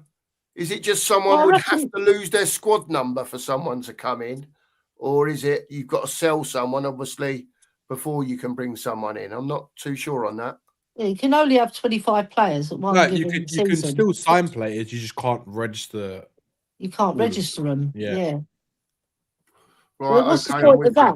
And you've got a Yeah. player in your books that you can't play you. Yeah, Yeah. I'm with you. unless Okay, but we have got. Does it seem like to you guys that we're just accumulating a lot of dead wood again? Yes. 'Cause it does to me. Yeah. You know, It's so unbalanced. So unbalanced, our team. and you know what's going to happen. There'll be a couple of them at least that end up being here for the next 10 years or 8 years or yeah. 6. Do you know what I mean? It's called doing a Davies. Yeah. Yeah. Well, I think Davis That's will what it's still called. be here in 10 years. Yeah, I Probably. reckon he'll be one of our He'll coaches. still be one of the coaches. He'll still be Yeah, here. he will be. Guys, Yeah. don't you think we've missed a massive trick in not getting Adamola Lookman? Yeah, 100%. Yeah. Oh Have you yeah. seen what he's doing at Atletico Madrid? He's Tearing it up. do you know what I mean? He's tearing it up. And, like they're all the fans are waxing lyrical, going mental about him. He's got like 4. He would have been just the player we need. Yeah. He's just the kind of player we need. He's not the tallest guy in the world, but he's strong. He's 5'9". physical. Yeah. He's very fast. He's He's got a very good eye for goal. Saying He was what at we Fulham, have wasn't been he? missing. He was at young when Fulham, he was wasn't there, he? Yeah. Yeah, He was was on yeah. loan, wasn't he? Yeah, he was very young when he was there. Yeah. I mean, he's in his But he prime now. looked He's good like then. 27 now, 28 or something Yeah. like that. Yeah. That was such a bad. That's a bad. How And they didn't. for Yeah. 34 million? Oh, How What? they don't pick these. This is what frustrates 28. me about the scout. 28. That the scouts at Spurs. Like, how can no one look at this guy and think, no, I don't want him? Like, it's mad. It's I know. mad. It is mad. Look at the fella you was talking about earlier, Dave. What's his name? Zolis, the Greek fella? Zolis? yeah. Yeah, Solis. Is he You good? know, he looks a decent player. And this is what I mean. You know, back in the day, we would have been Christos looking at those Solis. type of players and nipping in for them before they'd moved on to where they are now. Like a Lookman. Yeah. Do you know what I mean? We Mm. don't even do that no more. And it's almost Yeah. like we're the scouts because Lookman's name was up from day one. Do you know what I mean? In the window. But it's almost like, you know, like you all say, there's no one in the club that's got a Scooby, have they? I know. No. I remember him at Leicester. He was at Leicester as well, wasn't he? Who? Yeah, Lookman. Lookman. He- Oh, Lookman. Yeah. Yeah, He was I'm Leicester, sure he yeah. scored against us. Everyone scores against us, Everyone Ellie. Scores against us, for Christ's sake. Yeah, they do. They do. It's like we're gonna be playing Palace. When is it? A couple of weeks or 2 weeks? Yeah. couple Something of like Oh that. my god. Brennan Johnson has been dog shit for them, and you know he's gonna fucking score against us. You just Yeah. know it. You just fucking know it, don't He's you? toe to a goal. Yeah. Oof, tap in. Yeah. It's an absolute certainty. You know it's going to happen. Yeah. You just know it is. You know it is. He's gonna score. He's gonna score that one goal, and then he's gonna do nothing for the rest of the season. Yep, that'll be that from him. So, And so then you'll look, probably hear Spurs fans saying, "Oh, we should have kept him," and all Oh, this. yeah. And, no, fuck yeah. Lookman started his career in England as well. He was at Charlton. Yeah. He's homegrown. yes. So Yeah, he's Yeah, and then he went to Nigeria- Everton. he's He- Nigerian, but he's homegrown. Let that Yeah. one make sense. He was born in Yeah. Wandsworth. I He think was he actually did play born in for. Wandsworth. I think he did play for England under. Was it under 21s or under 18s? Yeah, he did. Yeah, Yeah. then he And then switched to he changed. Nigeria. Yeah, he switched, didn't he? Yeah. Right. Just so you know, I'm going to end the show in a minute. I've got a question Okay. for you all before you Yeah. go and a thank you to someone. So, first of all, and I'm only ending because I've got a breakfast show in the morning at 9:30, and you know how it Yeah. is. Yeah. So, Clocking up your hours. there you go. So the question is from Mario, and you can all have a pick. Who is our greatest ever player? You can only pick one. Oh. You know what I'm going to say? Hmm. the God himself, Glenn Hoddle. And if anybody moans about him, argues me, I'm going to come and give them a Greek punch in their face. There you go. Is it the greatest Glenn player Hoddle. ever? Because it's like, for someone like me, it's hard because I know we've had so many great players in the past, but I haven't seen a lot of them live. And it's like, I know I've seen what Glenn Hoddle's done for Spurs, and he was a magician. But there's so many players. It's so hard to pick. Heading for a punch. It's so many players. Like, No, one of my favorite, the players that you've seen, Danny. One of my favorite players I've ever seen was Gareth Bale. I think the guy was just out of this world. He wasn't from this planet. He just wasn't. I mean, what that guy did with a football, and then to go into a team with Cristiano Ronaldo, and in 2 Champions League finals and one other cup final, just won it himself at Real Madrid, the biggest club on the planet. It's another level of just unreal. Like, and I think Gareth Bale, if Ronaldo wasn't in that, if Gareth Bale didn't have the injury record that he had, I think he would have been hitting those Ronaldo numbers, like with the amount of goals and assists, and he was up there with Messi and Ronaldo at the time. It was Messi, Ronaldo, and Bale. That's what it was. Messi and Ronaldo, and then underneath was Gareth Bale. Yeah. There you go. For me, I'd say in my time, Gareth Bale. Okay. I agree. So we've got a Gareth Bale. I won't punch you then, Danny. I'll let you off. Ellie, you can if you want. It's all right. You're the exception. I'll probably give you a kiss instead. Don't tell my husband. That's fine with me, Ellie. You make him blush. My personal favourite is Gareth Bale. Personal favourite, but I think the best from what I've seen, because I'm 41, so the best player I've ever seen play for Spurs. Sava, if you're still in the chat, you'll love me for this one. Oh, David Ginola. David Ginola, mate. He made me fall, when I first watched him as a youngster, fall in love with football. Yeah. Just, I mean, he was my idol. He was the unicorn. He was the unicorn of Tottenham Hotspur. Yeah, the unicorn, majestic, wasn't he?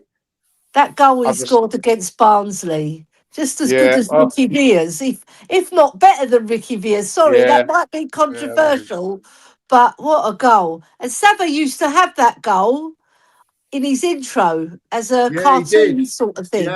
Yeah, he did. You should bring that back, Sava, if you're still in the chat. I'm going to go a bit left field on this, and I'm not going to say Jurgen Klinsmann, by the way. But I've got to say, and I've got to give this fella a mention, because in my lifetime, I think, and we spoke about him a little bit earlier, I think, and I do agree with you, if Ledley King didn't have the problems that he had, Terry or Ferdinand would have been on the bench, because he would have been the 100%. First name on the England team sheet.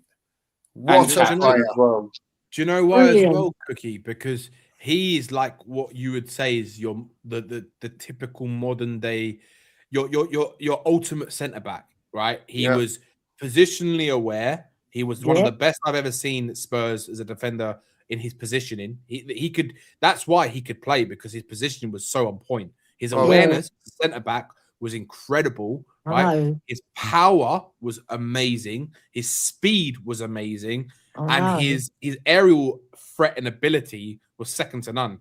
Like, his reading of the game, he was one step ahead of the game with anyone he was playing around. He was. You're right. He was a phenomenal player. And I know people don't want to hear it, but also another one that came out of the ranks at Spurs is Sol Campbell. Another one. Agreed. Of course, what a player he was. Yeah, he gave us a lot of joy, Sol Campbell, when he was at Spurs. He did. He's a cunt, but he did. There you go. Sorry. That's all right. That's not even a swear word in Cyprus. Do you know what I mean, Danny? You're with me on that one. Yeah, it's true. We don't have swear words in Cyprus, Ellie. Oh, that's brilliant. There you go. One more thing I've got to do is say thank you to Daniel for the super sticker tonight. Really appreciate that. Listen, I want to say thanks to everyone. Everyone. Yeah, I'll give it the old choo-choo. I ain't got one of them, but choo-choo, Daniel. Thank you very much. I want to say a big thanks to Ellie, Dave, and Danny for popping on as well, because, you know, without you people coming on, there's no show at the end of the day. They've got to listen to me yapping. Do you know what I mean? So, I enjoyed it today. It was really good. Big up to the chat. You know, nice and nice chilled show, one man. tonight. Enjoyed it. Yeah, it's been really good. I've really enjoyed it. Really enjoyed it. Really nice reminiscence show, wasn't it? Yeah. You got to do it sometimes, oh you? I mean, we have to, right? Because what we're seeing next. Yeah, I know. Listen, I will be back in the morning. I'm hoping Sheriff's going to be with me, to be honest with you, in the morning. You know, it's hard work doing this on your own. You know, I have to get you lot on to give me a hand. Anytime, Mark. Our standards are like so bad that you'd like compare us to Accrington Stanley. Never, Ellie. Never. You're the queen of White Hart Lane. Everyone needs to remember that. Don't you worry. Yeah. Listen, thanks everyone. Danny again. Accrington Stanley. Yeah. Ellie, Dave, all you lot in the chat, big up to you guys. Listen, the brunch is going to be back in the morning, 9:30. Yeah. Make sure you get in there, get your comments in. Sure nice chilled one. Hopefully the sheriff will be there. Big up to you all. Much love. See you all soon. Take care, everyone, and thanks for being in. Great show. See you soon. Bye-bye. How old are you, Spurs?